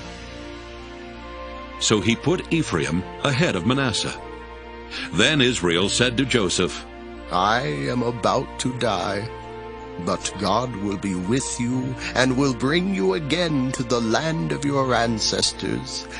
I now give to you one portion more than to your brothers, the portion that I took from the hand of the Amorites with my sword and with my bow. Genesis 49. Then Jacob called his sons and said, Gather around, that I may tell you what will happen to you in days to come. Assemble and hear, O sons of Jacob. Listen to Israel your father. Reuben, you are my firstborn, my might and the first fruits of my vigor, excelling in rank and excelling in power. Unstable as water, you shall no longer excel, because you went up unto your father's bed, then you defiled it. You went up onto my couch. Simeon and Levi are brothers. Weapons of violence are their swords. May I never come into their counsel. May I not be joined to their company. For in their anger they killed men, and at their whim they hamstrung oxen. Cursed be their anger, for it is fierce, and their wrath, for it is cruel. I will divide them in Jacob, and scatter them in Israel. Judah, your brothers shall praise you. Your hand shall be on the neck of your enemies. Your father's sons shall bow down before you. Judah is a lion's whelp. From the prey, my son, you have gone up. He crouches down, he stretches out like a lion, like a lioness. Who dares rouse him up? The scepter shall not depart from Judah, nor the ruler's staff from between his feet, until tribute comes to him, and the obedience of the peoples is his. Binding his foal to the vine, and his donkey's colt to the choice vine, he washes his garments in wine, and his robe in the blood of grapes. His eyes are darker than wine, and his teeth whiter than milk. Zebulun shall settle at the shore of the sea. He shall be a haven for ships, and his border shall be at Sidon. Issachar is a strong donkey, lying down between the sheepfolds.